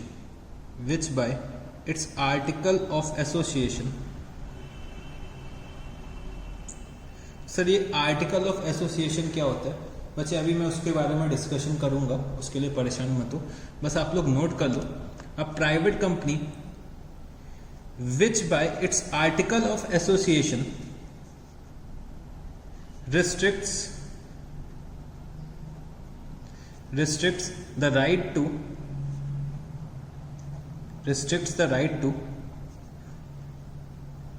transfer its share, restricts the rights to transfer its shares, limits the number of members, limits the number of its member to 200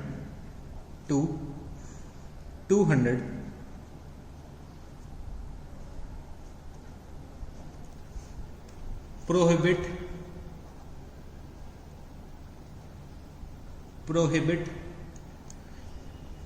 any invitation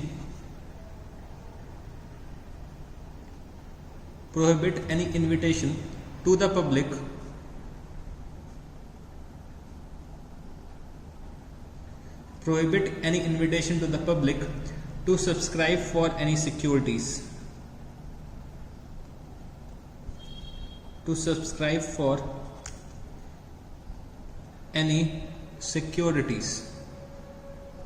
that is shares or debentures,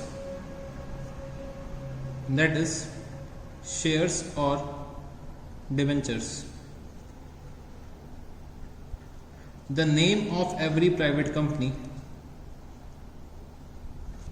name of every private company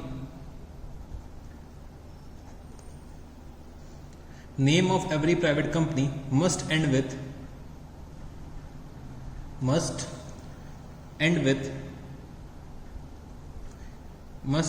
the words private limited. तो ये बच्चे definition दे रखी गई है under section 2 subsection 68 of the companies act 2013 कि भाई एक private company वो कंपनी होती है जिसके आर्टिकल्स ऑफ एसोसिएशन में ये दे रखा गया है कि भाई हम लोग शेयर्स को इजीली ट्रांसफरेबल नहीं कर सकते, मतलब शेयर्स को इजीली ट्रांसफर नहीं कर सकते from one person to another. ठीक है, प्राइवेट कंपनी में मैक्सिमम नंबर ऑफ जो मेंबर्स हो सकते हैं, शेयर होल्डर्स हो सकते हैं, वो कितने हो सकते हैं? 200। ठीक है, प्राइवेट कंपनी पब्लिक से पैसा नहीं मांग सकती for the purpose of share capital, मतलब प्राइवेट कंपनी अपने शेयर्स को पब्लिक में इशू नहीं कर सकती है। बट बच्चे हम लोगों ने यहाँ पे जो पढ़ा था, अब आपके मन में क्वेश्चन आएगा तो सर यहाँ पे तो हम लोग पैसा जो है वो पब्लिक में इशू कर रहे हैं, तो बच्चे वो दूसरी कंपनी होती है, उसको हम लोग बोलते हैं पब्लिक कंपनी। तो पब्लिक कंपनी के बारे में अभी मेरे को आपसे डिस्कस करना है। तो पब्लिक कंपनी के जो हम लोग शेयर्स इशू करते हैं शेयर होल्डर्स के बीच में, मतलब पब्लिक के बीच में, उसको हम लोग बोलते हैं पब्लिक कंपनी। जो कंपनी के शेयर्स हम लोग पब्लिक के बीच में इशू करते हैं उसको हम लोग क्या बोलते हैं? Public company. ठीक है जी। बट प्राइवेट कंपनी वो कंपनी होती है जो अपने शेयर्स पब्लिक के बीच में इशू नहीं कर सकती। बच्चे नाम ही इसका क्या है? प्राइवेट। प्राइवेट का मतलब क्या हो गया कि ये एक प्राइवेट अफेयर है। भाई यहाँ पे कुछ लिमिटेड लोगों ने मिलकर एक कंपनी स्टैब्लिश करी। बच्चे कंपनी के इनकॉर्पोरेशन के लिए मिनिमम 2 मेंबर्स चाहिए होता है। प्राइवेट कंपनी के इनकॉर्पोरेशन के लिए मिनिमम 2 मेंबर्स चाहिए होते हैं और मैक्सिमम कितने होते हैं? 200। तो कोई भी दो बंदे मिलकर एक कंपनी को इनकॉर्पोरेट कर सकता है और मैक्सिमम नंबर कितने हो सकते हैं? 200, मतलब 200 मैक्सिमम मेंबर हो सकते हैं किसी एक प्राइवेट कंपनी में। ठीक है जी। और हर प्राइवेट कंपनी का जो नाम है, जैसे कि मेरी कंपनी का नाम है XYZ कंपनी, मतलब XYZ कंपनी है मेरी और वो एक प्राइवेट कंपनी है, तो मेरी कंपनी के एंड में क्या आना चाहिए? XYZ private limited. XYZ private limited. तो जितनी भी कंपनीज प्राइवेट कंपनीज होती हैं तो कभी आप लोग नोटिस करना उनके नेम के एंड में प्राइवेट लिमिटेड लिखा होता है। और ये बच्चे एक मैंडेटरी रिक्वायरमेंट होती है कंपनीज एक्ट की। अगर आपकी प्राइवेट कंपनी है तो आपको अपने नाम के आगे प्राइवेट लिमिटेड लगाना पड़ेगा। अगर मेरी कंपनी का नाम ABC है तो ABC प्राइवेट लिमिटेड। अगर मेरी कंपनी का नाम है कॉनकॉर्ड एकेडमी तो कॉनकॉर्ड एकेडमी प्राइवेट लिमिटेड। तो जितनी भी कंपनी प्राइवेट कंपनीज होती हैं तो उन्हें अपने नेम के एंड में प्राइवेट लिमिटेड लगाना पड़ता है। तो जितनी भी कंपनीज के नेम के एंड में प्राइवेट लिमिटेड अगर लिखा हुआ है तो आप समझ जाना कि भाई ये एक प्राइवेट कंपनी है। तो प्राइवेट कंपनी को डिफाइन करा गया है under section 2 subsection 68 of the companies act. Private company मेरी वो कंपनी होती है जहां पे शेयर्स इजीली ट्रांसफरेबल नहीं है। तो बच्चे जब हम लोग पब्लिक को शेयर्स ऑफर ही नहीं कर रहे हैं फॉर सब्सक्रिप्शन, तो उसके शेयर्स कैसे इजीली ट्रांसफरेबल हो सकते हैं? तो ये एक लॉजिकल सी बात है। तो प्राइवेट कंपनी वो कंपनी होती है जहां पे मिनिमम नंबर ऑफ मेंबर्स 2 होते हैं, मैक्सिमम 200 होते हैं। ठीक है जी। यहाँ पे चाहो तो आप लोग लिख लेना कि प्राइवेट कंपनी को इनकॉर्पोरेट करने के लिए मेरे को मिनिमम 2 मेंबर्स चाहिए होता है, मिनिमम 2 मेंबर्स, और मैक्सिमम 200 मैं ऑलरेडी आपको लिखवा चुका हूं। ठीक है जी। तो मिनिमम 2 मेंबर्स की मेरे को जरूरत होती है प्राइवेट कंपनी को इनकॉर्पोरेट करने के लिए। और बच्चे प्राइवेट कंपनी में जो मिनिमम डायरेक्टर्स होते हैं, मिनिमम 2 डायरेक्टर्स होने चाहिए प्राइवेट लिमिटेड के अंदर। ठीक है जी। तो मिनिमम 2 डायरेक्टर्स की मेरे को जरूरत पड़ती है प्राइवेट कंपनी के अंदर। और प्राइवेट कंपनी का जो नाम है बच्चे, उस नाम के एंड में क्या आना चाहिए? प्राइवेट लिमिटेड आना चाहिए। ठीक है जी। अब मैं चलता हूं अपनी नेक्स्ट कंपनी में, जिसका नाम क्या है? Public company.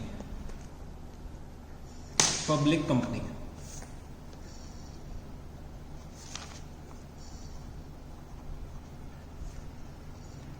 तो बच्चे पब्लिक कंपनी, जैसे कि नाम दे रखा हुआ है पब्लिक, तो पब्लिक कंपनी मेरी वो कंपनी होती है जो अपने सिक्योरिटीज को ऑफर करती है पब्लिक को फॉर सब्सक्रिप्शन। तो जितने भी डीमेरिट्स होते हैं प्राइवेट कंपनी के, वो बच्चे यहाँ पे मेरिट्स बन जाते हैं पब्लिक कंपनी के।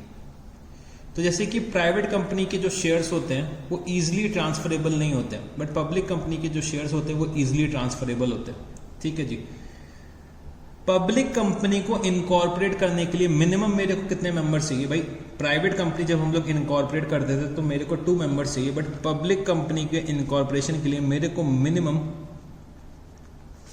7 मेंबर्स की रिक्वायरमेंट होती है। पब्लिक कंपनी में तभी बना सकता हूं जब मेरे पास 7 मेंबर्स होंगे। ठीक है जी।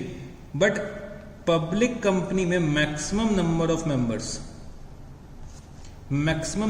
मेंबर्स की लिमिट स्पेसिफाइड नहीं करी गई है। मतलब हम लोग अनलिमिटेड मेंबर्स बना सकते हैं। अनलिमिटेड बच्चे यहाँ पे क्यों दे रखा हुआ है? अब समझने की कोशिश करो। अगर मैं अपने शेयर्स पब्लिक को ऑफर कर रहा हूं, भाई इंडिया की पॉपुलेशन अप्रोक्सीमेटली 130 करोड़ है, 130 करोड़ इंडिया की पॉपुलेशन है। तो भाई अगर मैं शेयर्स ऑफर कर रहा हूं पब्लिक को, तो पब्लिक सब्सक्राइब कर रही है। अब कोई बंदा 1 शेयर सब्सक्राइब कर सकता है, कोई बंदा 100 शेयर सब्सक्राइब कर सकता है, कोई 1000 कर सकता है, कोई लाख शेयर सब्सक्राइब कर सकता है। तो पब्लिक कंपनी में मैक्सिमम नंबर ऑफ मेंबर्स की लिमिट ही नहीं लगाई गई, क्योंकि भाई यहाँ पे अनलिमिटेड मेंबर्स हो सकता है, बट मिनिमम मेरे को 7 मेंबर्स चाहिए। ठीक है जी। और बच्चे पब्लिक कंपनी में मिनिमम जो डायरेक्टर्स चाहिए होते हैं जो कंपनी के ऑपरेशंस को रन करेंगे, मिनिमम डायरेक्टर्स जो पब्लिक कंपनी में चाहिए होते हैं वो कितने चाहिए होते हैं? 3 चाहिए होते हैं मेरे को। बट प्राइवेट कंपनी में मिनिमम डायरेक्टर्स अगर मेरे 2 हैं तब भी मेरा काम चल जाएगा। तो भाई वहां पे 2 क्यों रखा गया? क्योंकि भाई मेरे प्राइवेट कंपनी में मिनिमम मेंबर्स कितने थे? 2 मेंबर्स थे। तो भाई 2 मेंबर्स है तो 2 डायरेक्टर्स भी हो सकते हैं। तो सिर्फ 2 डायरेक्टर्स मेरे को मिनिमम चाहिए होते हैं किसी भी प्राइवेट कंपनी को रन करने के लिए। तो जनरली अगर मेरे कंपनी में 2 ही मेंबर्स हैं तो वो दोनों मेंबर्स ही मेरे कंपनी के डायरेक्टर होते हैं। बट यहाँ पे मैं किसी भी 7 मेंबर्स में से मैं 3 डायरेक्टर्स बना सकता हूँ। तो पब्लिक कंपनी को रन करने के लिए मिनिमम 3 डायरेक्टर्स की मेरे को जरूरत होती है। अच्छा बच्चे, चलो हम लोग पब्लिक कंपनी की डेफिनेशन भी डिस्कस कर लेते हैं जो कंपनीज एक्ट 2013 के अंदर दे रखी हुई है। तो चलो मेरे साथ यहां पे लिखना एज पर सेक्शन। तो पब्लिक कंपनी की जो डेफिनेशन है वो अंडर सेक्शन 2 सब सेक्शन 71 के अंदर दे रखी है।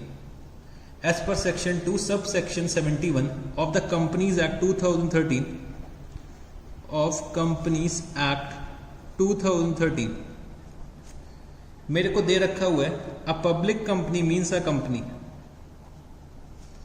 A public company means a company. A public company means a company which is not a private company, which is not a private company। तो ये बच्चे डेफिनेशन दे रखी गई है कंपनीज एक्ट 2013 में कि पब्लिक कंपनी मेरी वो कंपनी है जो प्राइवेट कंपनी नहीं है। तो इसका मतलब क्या हो गया कि भाई पब्लिक कंपनी मेरी वो कंपनी है जो भाई इनकॉर्पोरेट हो सकती है विथ मिनिमम 7 मेंबर्स, मैक्सिमम कोई लिमिट नहीं है। A public company can offer its securities to the members for subscription. ठीक है, पब्लिक कंपनी जो है वो अपनी सिक्योरिटीज ऑफर कर सकती है पब्लिक को फॉर सब्सक्रिप्शन, सब्सक्राइब करने के लिए ऑफर कर सकती है। पब्लिक कंपनी के जो शेयर्स होते हैं वो बच्चे क्या होते हैं, इजिली ट्रांसफरेबल होते हैं। वो मतलब हम लोग 1 person to another person easily transfer कर सकते हैं। ठीक है जी, तो वो मेरी पब्लिक कंपनी होती है। तो बेसिकली एक क्वेश्चन अराइज होता है, एक क्वेश्चन अराइज होता है, theoretical question, what is the difference between public and private company. तो ये डिफरेंसेस आप लोग इजीली लिख सकते हो, ये आपका थ्योरेटिकल क्वेश्चन बनता है। What is the difference between public and private company. तो बच्चे डिफरेंसेस आप लोग इजीली लिख सकते हो between public and private company कि जैसे पब्लिक कंपनी होती है, भाई पब्लिक कंपनी में मिनिमम 7 मेंबर्स चाहिए होता है, प्राइवेट कंपनी में मिनिमम 2 मेंबर्स चाहिए होता है।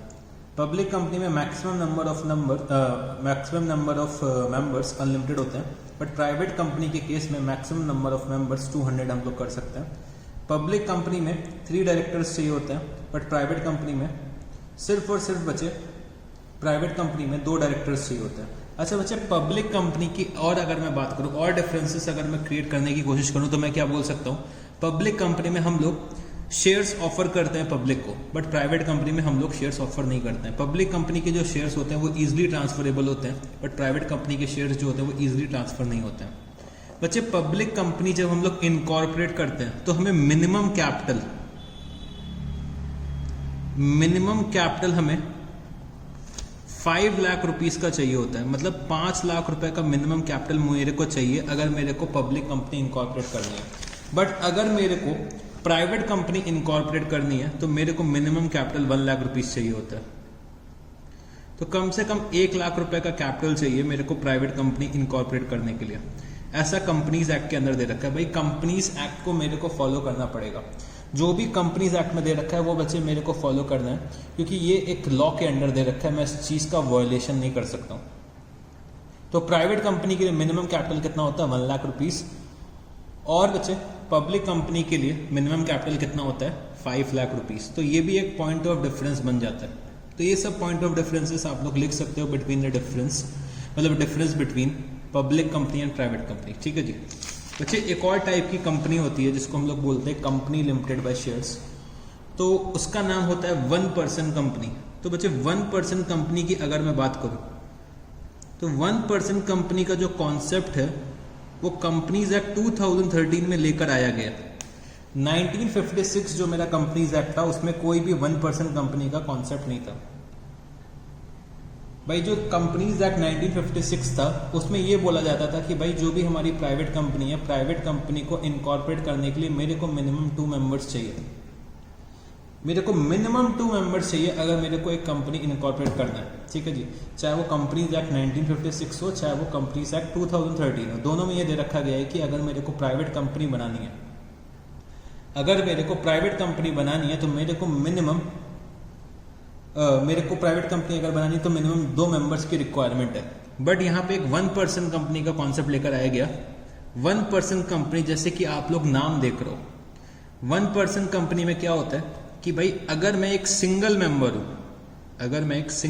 हूं तभी बच्चे मैं यहाँ पे कंपनी को इनकॉर्पोरेट कर सकता हूं, कंपनी क्रिएट कर सकता हूं, मैं कंपनी इनकॉर्पोरेट कर सकता हूं। तो उसके लिए कुछ रूल्स एंड रेगुलेशंस दे रखे हुए हैं कंपनीज एक्ट के अंदर। ठीक है जी, अगर मैं एक सिंगल मेंबर हूं तभी मैं एक कंपनी को इनकॉर्पोरेट कर सकता हूं। बट 1 पर्सन कंपनी की बच्चे कुछ लिमिटेशंस होती हैं, 1 पर्सन कंपनी की कुछ लिमिटेशंस होती हैं। तो इसी वजह से सभी लोग प्राइवेट लिमिटेड कंपनी बनाने की कोशिश करते हैं या फिर पब्लिक कंपनी बनाने की कोशिश करते हैं। ठीक है जी, तो चलो 1 पर्सन कंपनी के बारे में थोड़ा सा हम लोग पहले लिख लेते हैं कि 1 पर्सन कंपनी क्या होती है। 1 पर्सन कंपनी बच्चे जो इनकॉर्पोरेट करी जा सकती है विथ 1 मेंबर। उसको हम लोग बेसिकली 1% कंपनी बोलते हैं। बट चलो पहले मेरे साथ यहां पे लिखना, एज पर सेक्शन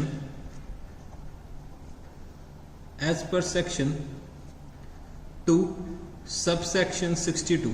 तो बच्चे कंपनीज एक्ट के अंदर इतने सेक्शंस दे रखे हुए हैं कि मैं आपको क्या बताऊं। तो बेसिकली मेरे को ये सेक्शन नंबर्स याद रखने हैं। As per section 2 subsection 62 and OPC, 1% company को हम लोग क्या बोलते हैं, OPC. And 1% company means a private limited company, means a private limited company. तो 1% कंपनी मेरी क्या होती है, एक तरीके की प्राइवेट लिमिटेड कंपनी होती है। Means a private limited company with only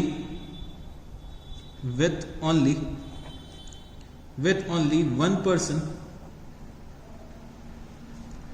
as its member, with only 1% as its member। तो बच्चे 1% कंपनी मेरी कौन सी कंपनी होती है, मेरी 1% कंपनी एक प्राइवेट लिमिटेड कंपनी होती है with only 1% as its member. अच्छा बच्चे, पब्लिक कंपनी की अगर मैं बात करूं तो पब्लिक कंपनी का जो नाम होता है, पब्लिक कंपनी के नाम के एंड में क्या लिखा होता है, लिमिटेड लिखा होता है। बट प्राइवेट लिमिटेड कंपनी के नाम के एंड में क्या लिखा होता था, प्राइवेट लिमिटेड। ठीक है जी, ये बात मेरे को बताने से रह गई थी, तो चलो वो भी मैंने आपको बता दिया। ठीक है जी, तो 1% कंपनी मेरी वो कंपनी होती है जो बच्चे विद अ सिंगल मेंबर हम लोग इनकॉर्पोरेट कर सकते हैं। जो कंपनीज हम लोग with a single member incorporate कर सकते हैं उसको हम लोग क्या बोलते हैं, 1% कंपनी। और 1% कंपनी एक तरीके की प्राइवेट लिमिटेड कंपनी होती है। ठीक है जी, तो यहां पे हम लोग सिंगल मेंबर से कंपनी इनकॉर्पोरेट कर सकते हैं। बट बच्चे समझने की कोशिश करो, अगर मैं मिस्टर ए हूं और मैंने एक ओपीसी क्रिएट कर ली, मतलब 1% कंपनी क्रिएट कर ली है, तो मैं एक और ओपीसी नहीं क्रिएट कर सकता हूं। तो मतलब हर एक इंडिविजुअल मैक्सिमम एक ही ओपीसी क्रिएट कर सकता है, मतलब मैं 2 ओपीसीज नहीं क्रिएट कर सकता। अगर मैं मिस्टर ए हूं तो मैं सिर्फ और सिर्फ एक ही 1% कंपनी क्रिएट कर सकता हूं। तो ये तो बेसिकली एक लिमिटेशन होती है 1% कंपनी की। बट अगर मैं प्राइवेट लिमिटेड कंपनी इनकॉर्पोरेट करता हूं, तो अगर मैं प्राइवेट लिमिटेड कंपनी में मेंबर हूं या फिर डायरेक्टर हूं, तो मैं एक और कंपनी में भी डायरेक्टर बन सकता हूं। बट यहाँ पे भाई हमारी लिमिटेशन हो जाती है कि मैं सिर्फ एक ही ओपीसी में काम कर सकता हूं। मतलब ओपीसी तो मेरी एक हो सकती है, अगर मैं किसी और प्राइवेट लिमिटेड में चाहूं तो मैं मेंबर बन जाऊं, उसमें कोई दिक्कत नहीं है। बट अगर मैंने एक ओपीसी बना लिया तो मैं दूसरी ओपीसी नहीं बना सकता हूं। ठीक है जी, फिर 1% कंपनी के बारे में ये दे रखा हुआ है कि भाई 1% कंपनी का जो शेयर कैपिटल होता है, 1% कंपनी का जो शेयर कैपिटल होता है वो बच्चे मैक्सिमम 50 लाख रुपीस हो सकता है। 1% कंपनी का जो शेयर कैपिटल होता है बच्चे, वो मैक्सिमम कितना हो सकता है, 50 लाख रुपीस हो सकता है। 50 लाख रुपीस से कैपिटल हम लोग एक्सटेंड नहीं कर सकते 1% कंपनी का। तो ये भी मेरी एक लिमिटेशन होती है 1% कंपनी की। ठीक है जी, फिर इसके बाद बच्चे जो 1% कंपनी का टर्नओवर होता है, 1% कंपनी का जो टर्नओवर होता है वो बच्चे एक्सीड नहीं करना चाहिए, should not exceed 2 crore rupees,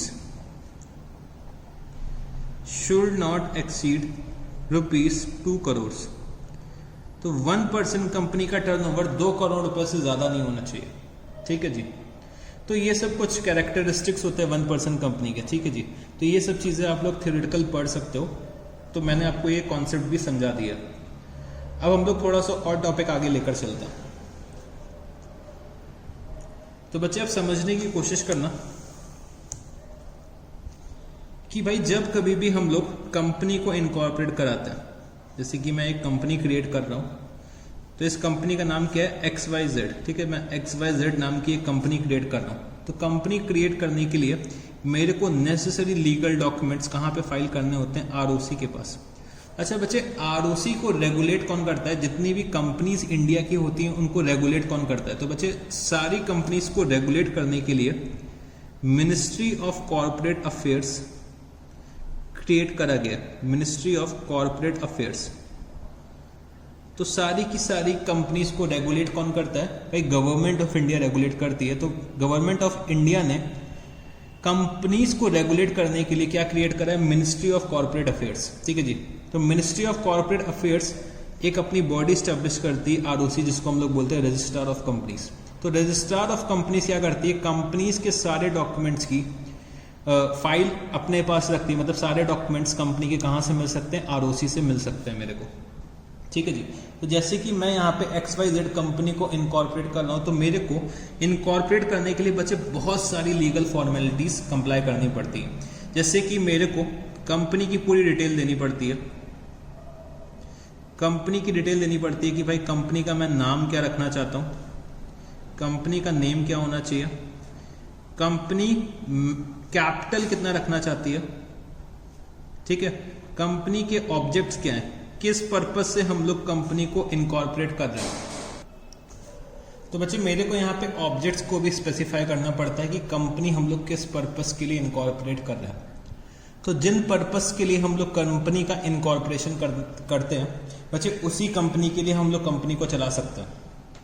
कि जैसे मैंने यहाँ पे बोल रखा है कि मैं कंपनी को जो इनकॉर्पोरेट कर रहा हूँ, भाई मैं क्या करूँगा, यहाँ पे सॉफ्टवेयर डेवलपमेंट की सर्विसेज प्रोवाइड करूँगा, या फिर सॉफ्टवेयर से रिलेटेड जो भी सर्विसेज होती है वो मैं प्रोवाइड करूँगा।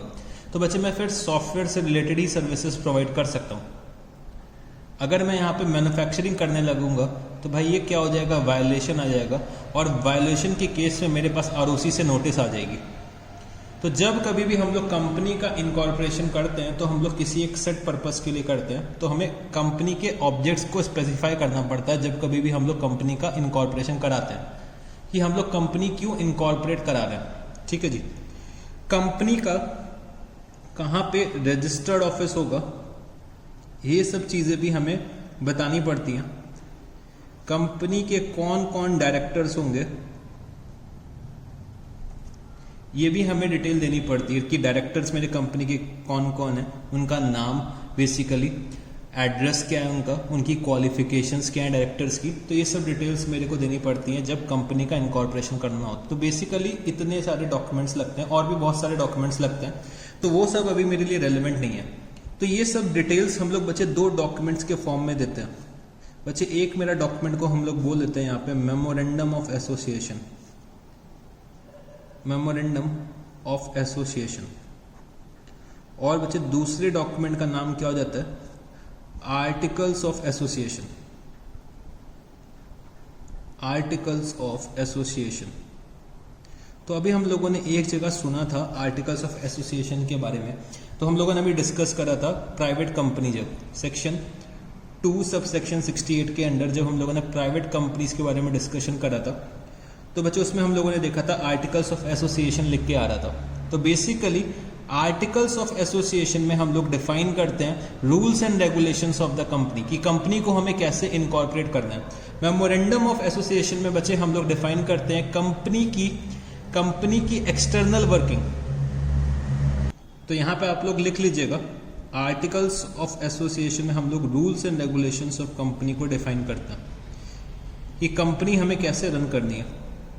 Rules and regulation to conduct day to day affairs of a company.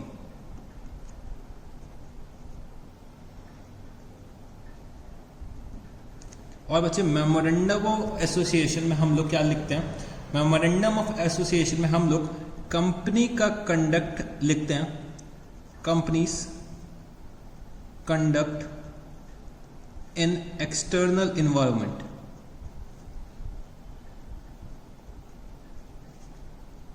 Companies conduct in external environment. ठीक है जी।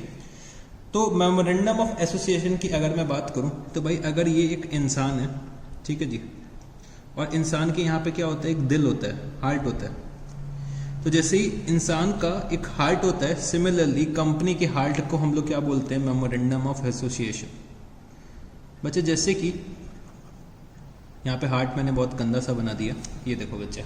तो जैसे कि एक इंसान का दिल होता है, सिमिलरली कंपनी का एक दिल होता है जिसको हम लोग क्या बोलते हैं, मेमोरेंडम ऑफ एसोसिएशन। तो मेमोरेंडम ऑफ एसोसिएशन को हम लोग हार्ट ऑफ द कंपनी भी बोलते हैं। भाई बिना दिल के जैसे एक इंसान जिंदा नहीं रह सकता, सिमिलरली बिना मेमोरेंडम के एक कंपनी एग्जिस्टेंस में नहीं रह सकती है। ठीक है जी।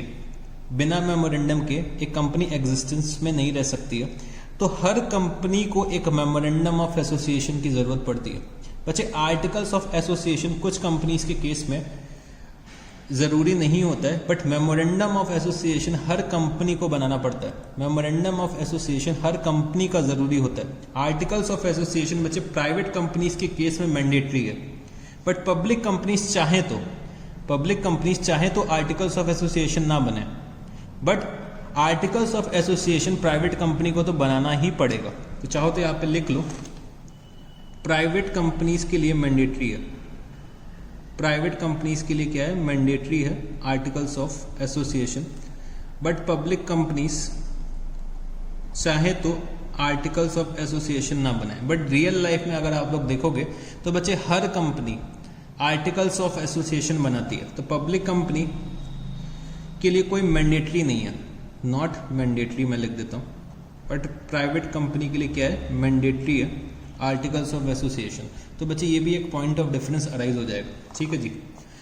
But memorandum of association is compulsory for all the companies.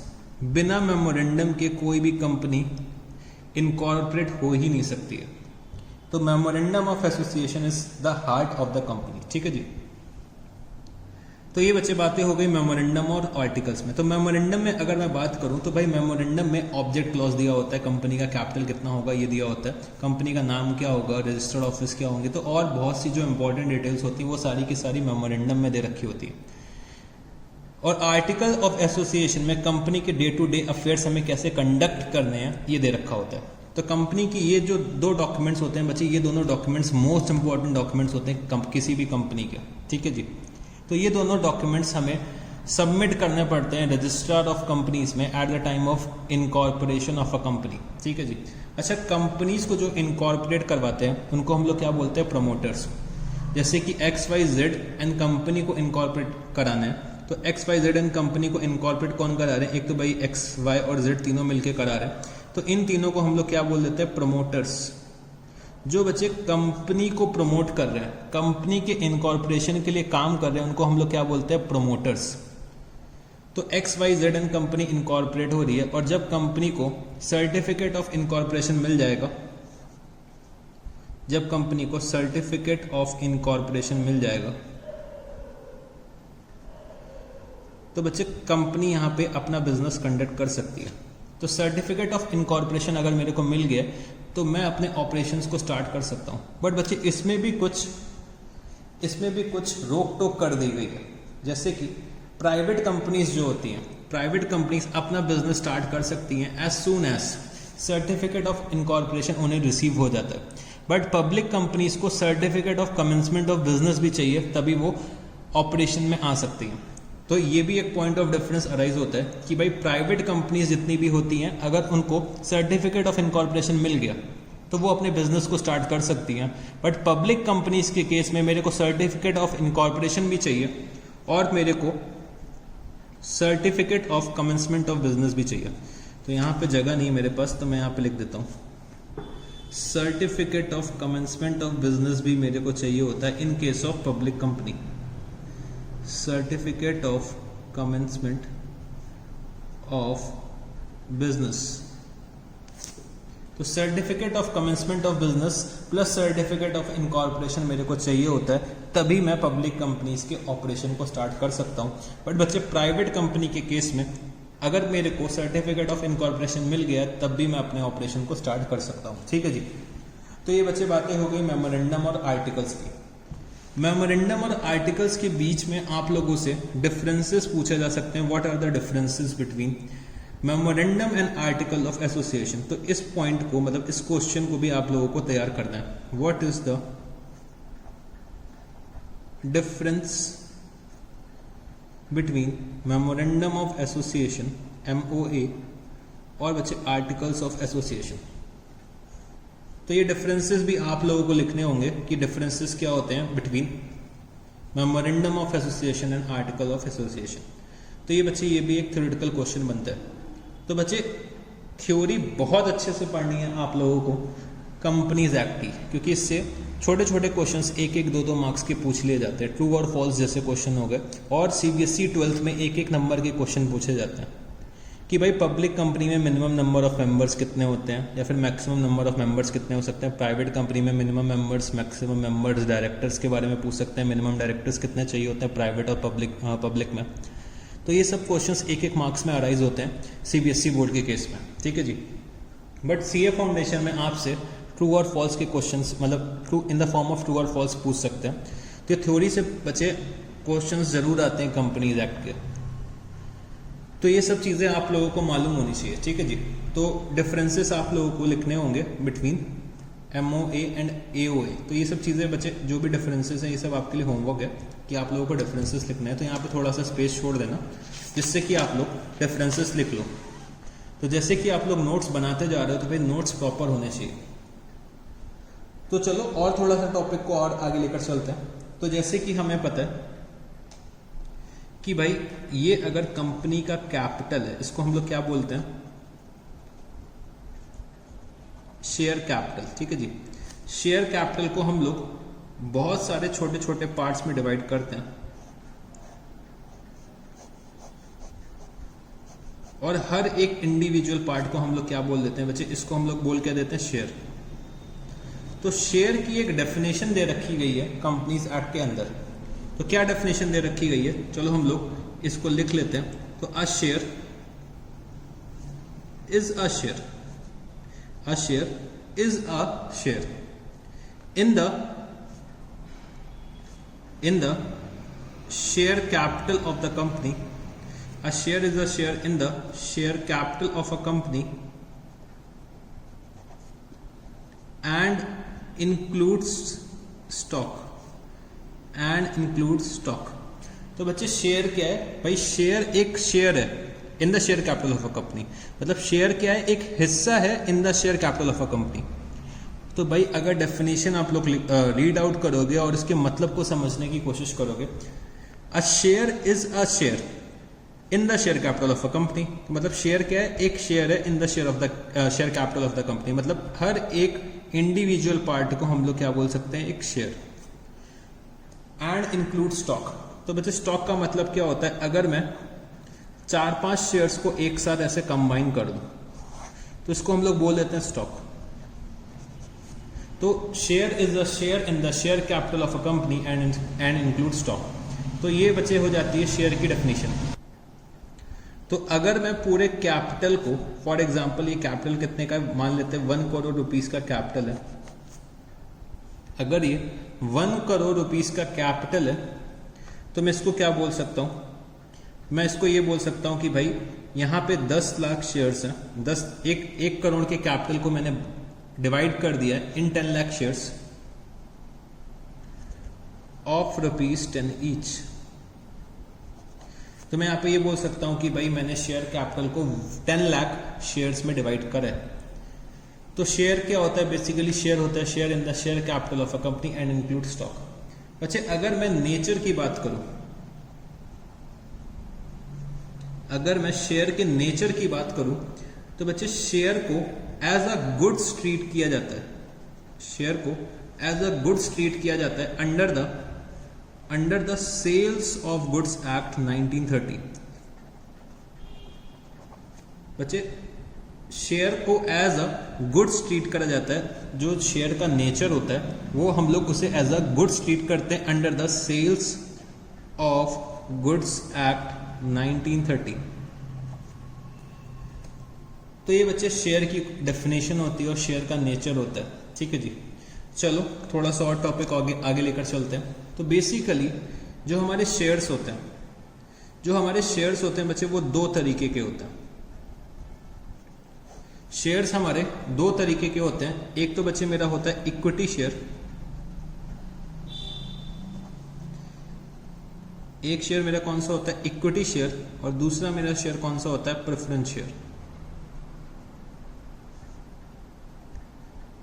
एक बच्चे मेरा कौन से शेयर होता है, मेरे मतलब शेयर्स 2 तरीके के होते हैं, एक होता है इक्विटी शेयर और दूसरा मेरा कौन सा होता है, प्रेफरेंस शेयर। तो चलो हम लोग पहले प्रेफरेंस शेयर्स के बारे में डिस्कस करते हैं। तो बच्चे जैसे कि नाम डिनोट करता है प्रेफरेंस शेयर, प्रेफरेंस, तो प्रेफरेंस का मतलब क्या हो गया, हम लोग इनको प्रेफरेंस दे रहे हैं। प्रेफरेंस का बेसिकली मतलब हो गया कि भाई हम लोग इनको प्रेफरेंस दे रहे हैं regarding the payment of dividend और बच्चे रिटर्न ऑफ कैपिटल। बच्चे आप लोगों को पता होगा कि भाई अगर मैं कंपनी में कैपिटल कंट्रीब्यूट करता हूँ, अगर मैं कंपनी में कुछ कैपिटल कंट्रीब्यूट करता हूँ, मतलब मैं कंपनी के अगर शेयर्स परचेस करता हूँ, तो भाई मेरे को इन रिटर्न कुछ ना कुछ तो चाहिए होगा ना। अगर मैं किसी कंपनी में पैसा लगा रहा हूँ तो मेरे को क्या चाहिए, प्रॉफिट्स में हिस्सा चाहिए होगा। तो कंपनी क्या करती है, ईयरली कुछ डिविडेंड अनाउंस करती है। प्रॉफिट से क्या करती है कंपनी, डिविडेंड्स अनाउंस करती है। तो जो डिविडेंड्स होते हैं वो बच्चे शेयर होल्डर्स में डिस्ट्रीब्यूट करा जाता है। कंपनी जब प्रॉफिट्स अर्न करती है तो क्या अनाउंस करती है, डिविडेंड अनाउंस करती है। तो डिविडेंड एज अ रिटर्न मिलता है शेयर होल्डर्स को। तो अगर आप लोग कंपनी में पैसा इन्वेस्ट कर रहे हो तो आप लोगों को क्या मिलता है, डिविडेंड मिलता है। जैसे कि आप लोग सोल प्रोप्राइटरशिप फर्म होती थी या फिर पार्टनरशिप फर्म होती थी, तो पार्टनरशिप फर्म या सोल प्रोप्राइटरशिप में मेरे को पूरा का पूरा प्रॉफिट रिसीव होता था, या फिर पार्टनरशिप फर्म में मेरे को प्रॉफिट शेयरिंग रेशियो में प्रॉफिट रिसीव होता था। बट अगर आप कंपनीज की बात करो तो भाई कंपनीज अपने शेयर होल्डर्स को डिविडेंड पे करती है। जब कंपनी प्रॉफिट अर्न करती है, कंपनी ने प्रॉफिट अर्न करा तो प्रॉफिट का कुछ परसेंटेज वो अपने मेंबर्स को पे करती है in the form of dividend. For example, अगर मैं यहां पे एग्जाम्पल लेता हूं कि भाई कंपनी ने 5 लाख रुपीस अर्न करें ड्यूरिंग द ईयर, ठीक है जी, तो कंपनी यहां पे प्रॉफिट से क्या कर सकती है, डिविडेंड डिस्ट्रीब्यूट कर सकती है। तो डिविडेंड बेसिकली क्या होता है, रिटर्न होता है फॉर शेयर होल्डर्स। तो 5 लाख रुपए का जैसे कंपनी ने प्रॉफिट अर्न करा और बच्चे मेंबर्स ने ये डिसाइड करा कि भाई हम लोग 5 लाख का 60% डिस्ट्रीब्यूट कर देंगे अपने शेयर होल्डर्स के बीच में। तो 60% निकल के कितना आएगा, 3 लाख रुपीस। तो 3 लाख रुपीस का डिस्ट्रीब्यूशन करना है अमंग द शेयर होल्डर्स। तो भाई जितने भी शेयर होल्डर्स होंगे बच्चे, हम लोग उसी के अकॉर्डिंग हम लोग डिस्ट्रीब्यूशन करेंगे। तो डिविडेंड डिक्लेयर करा जाता है और डिविडेंड हमारे शेयर होल्डर्स को पे किया जाता है, ठीक है जी। तो इन रिटर्न यहां पे क्या मिलता है, मेरे को डिविडेंड मिलता है अगर मैं किसी भी कंपनी के कैपिटल में कंट्रीब्यूट करता हूं। बच्चे नेक्स्ट चीज क्या होती है कि अगर मैंने कुछ साल अपनी कंपनी चलाई बट फ्रूटफुल नहीं हो रही है, हर साल मेरी कंपनी को क्या हो रहा है, लॉस हो रहा है। तो अगर मेरी कंपनी को लॉस हो रहा है तो भाई एक टाइम तक तो भाई हम लोग लॉस सफर कर लेंगे, बट उसके बाद मेरे को क्या करना पड़ता है, कंपनी को क्लोज करना पड़ता है। भाई कितने सालों तक हम लोग लॉस पे काम करेंगे, लॉस पे काम करेंगे तो भाई मेरी ही तो वेल्थ कम होती चली जा रही है। तो लॉस पे भी हम लोग एक लिमिट तक काम करते हैं। तो जब कभी भी कंपनी का वाइंड अप होता है, जब कभी भी कंपनी को हम लोग क्लोज करते हैं, तो जो भी कंपनी के मेंबर्स होते हैं उनको हमें क्या करना पड़ता है, कैपिटल का पेमेंट करना पड़ता है। जब कभी भी हम लोग कंपनी का क्लोजर करते हैं, अब आप लोग क्या करो, अपने आप को एक कंपनी समझ लो और ये समझने की कोशिश करो, अगर कंपनी का क्लोजर हो रहा है तो भाई जितने भी कंपनी के क्रेडिटर्स होंगे उनका पेमेंट मेरे को करना पड़ेगा, चाहे मैं कैसे भी करूं। मतलब जितने भी एसेट्स होंगे वो मेरे को सेल करने पड़ेंगे। जो भी एसेट्स को सेल करके मेरे को रियलाइजेशन होगा, मैं क्या करूंगा, अपने क्रेडिटर्स का पेमेंट करूंगा, मैं अपने मेंबर्स का पेमेंट करूंगा, क्योंकि भाई मैंने मेंबर से पैसे ले रखे तो उनको वापस भी तो करना पड़ेगा। तो बेसिकली यहां पे मेरे को एक तो भाई डिविडेंड मिलता है, और अगर कंपनी का वाइंड अप होता है तो मेरे को कैपिटल मिलता है। अब मैं आता हूं प्रेफरेंस शेयर्स के केस में। तो जैसे कि नाम यहां पे दे रखा है प्रेफरेंस शेयर्स, तो प्रेफरेंस शेयर्स के पास कुछ प्रेफरेंशियल राइट होते हैं, इनको कुछ प्रेफरेंस दी जाती है कुछ सिनेरियोस में। वो प्रेफरेंसेस की चलो हम लोग बातें करते हैं। तो बेसिकली प्रेफरेंस शेयर्स मेरे वो शेयर्स होते हैं which carry a preferential right,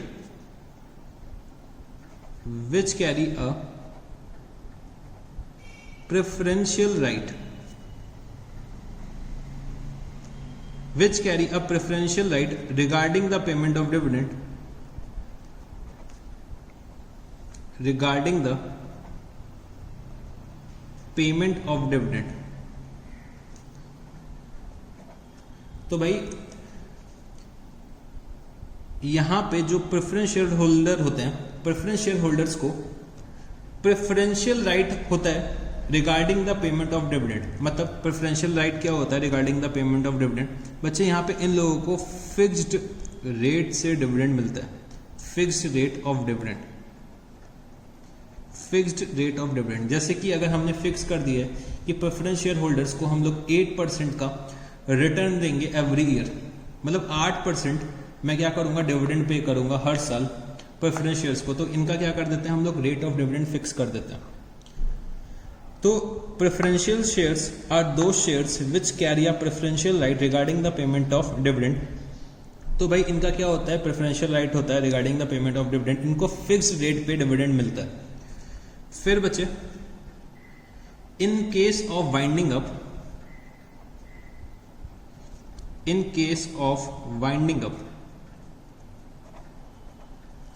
case of winding up, they have a right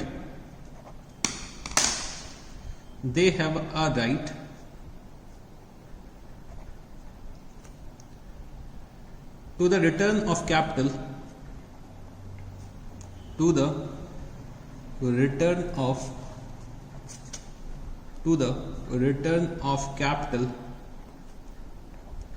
before equity shares. They have a right to return of capital before equity shares. तो preferential जो preference shares होते हैं उनके preferential rights होते हैं regarding the payment of dividend. एक तो बच्चे इनको फिक्स रेट ऑफ डिविडेंड मिलता है, तो अगर इक्विटी शेयर्स को डिविडेंड नहीं भी मिल रहा है बट प्रेफरेंस शेयर्स को डिविडेंड जरूर मिलेगा, ठीक है जी, फिक्स रेट पे मिलेगा, हर साल मिलेगा अगर कंपनी प्रॉफिट अर्न कर रही है। In case of winding up they have a right to the return of capital before equity shares. अगर कंपनी का वाइंड अप हो रहा है, तो भाई वाइंड अप के केस में मेरे को क्या करना पड़ता है, अपने मेंबर्स को पैसे वापस करने पड़ते हैं। तो भाई जब कभी भी पैसे वापस करे जा रहे हैं मेंबर्स को, तो पहले हम लोग पेमेंट किसको करेंगे, पहले हम लोग प्रेफरेंस शेयर्स को पेमेंट करेंगे और उसके बाद फिर हम लोग इसको पेमेंट करेंगे, इक्विटी शेयर होल्डर्स को पेमेंट करेंगे। तो इनके पास कुछ प्रेफरेंशियल राइट्स होते हैं as compare to equity shares, कि भाई इनको एक फिक्स रेट ऑफ डिविडेंड मिलेगा हर साल और इनको रिटर्न ऑफ कैपिटल का पेमेंट होगा बिफोर इक्विटी शेयर्स, ठीक है जी। तो ये मेरे कौन से होते हैं, प्रेफरेंस शेयर्स होता है। फिर इक्विटी शेयर्स क्या होते हैं, इक्विटी शेयर्स मेरे वो शेयर्स होते हैं जो प्रेफरेंस शेयर्स नहीं होते, ठीक है जी। तो भाई जो भी प्रॉफिट बचेगा after the payment of dividend to preference share holders, वो बच्चे इक्विटी शेयर होल्डर में डिस्ट्रीब्यूट हो जाएगा। तो अगर प्रॉफिट ज्यादा होंगे तो इक्विटी शेयर होल्डर्स को ज्यादा प्रॉफिट मिलेगा, अगर प्रॉफिट कम होंगे तो इक्विटी शेयर होल्डर्स को कम प्रॉफिट मिलेगा, ठीक है जी। तो इक्विटी शेयर्स आर दो शेयर्स, इक्विटी शेयर्स आर दो shares which are not preference shares. Equity shares are those shares which are not preference shares, ठीक है जी। They are paid dividend after the payment to preference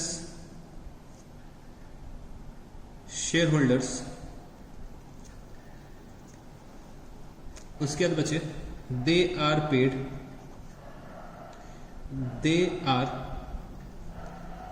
returned with their capital at last in the event of winding up. तो बच्चे सबसे last में जो payment होता है वो हम लोग किसको करते हैं, at the time of winding up सबसे लास्ट में हम लोग अपने इक्विटी शेयर्स को पेमेंट करते हैं at the event of winding up, ठीक है जी। तो प्रेफरेंशियल शेयर्स में, मतलब प्रेफरेंस शेयर्स में प्रेफरेंशियल राइट होता है regarding the payment of dividend. Preference shares को हम लोग फिक्स रेट से डिविडेंड पे करते हैं। और इसके अलावा हम लोग क्या करते हैं भाई, इन case of winding up preference shares के पास राइट होता है for return of capital before the equity shares, ठीक है जी। तो सबसे लास्ट में हम लोग पेमेंट इक्विटी शेयर का करते हैं, इक्विटी शेयर से पहले किसका पेमेंट करते हैं, प्रेफरेंस शेयर्स का पेमेंट करते हैं। तो अगर मेरे पास प्रॉफिट्स बहुत ज्यादा है तो भाई प्रेफरेंस शेयर्स को तो एक fix rate of dividend pay करना है, तो जो भी रिमेनिंग प्रॉफिट्स होंगे वो किसके होंगे, इक्विटी शेयर होल्डर्स के हो जाएंगे। और बच्चे इनका राइट क्या होता है, सबसे लास्ट में होता है, तो इसको हम लोग इक्विटी शेयर्स बोलते हैं। तो बच्चे जो लोग ज्यादा रिस्क लेना चाहते हैं, जो भी बच्चे ज्यादा रिस्क लेना चाहते हैं वो किस में जाते हैं, इक्विटी शेयर्स परचेस करते हैं। जिनको रिस्क ज़्यादा लेना होता है। बच्चे जितना ज़्यादा रिस्क लोगे उतना ही ज़्यादा रिवॉर्ड होता है, तो उतने ही ज़्यादा लॉसेस के भी चांसेस होते हैं, ठीक है जी। तो जो लोग भी रिस्क लेना चाहते हैं, ठीक है जी, जो लोग भी रिस्क लेना चाहते हैं वो लोग इक्विटी शेयर्स को सब्सक्राइब करते हैं।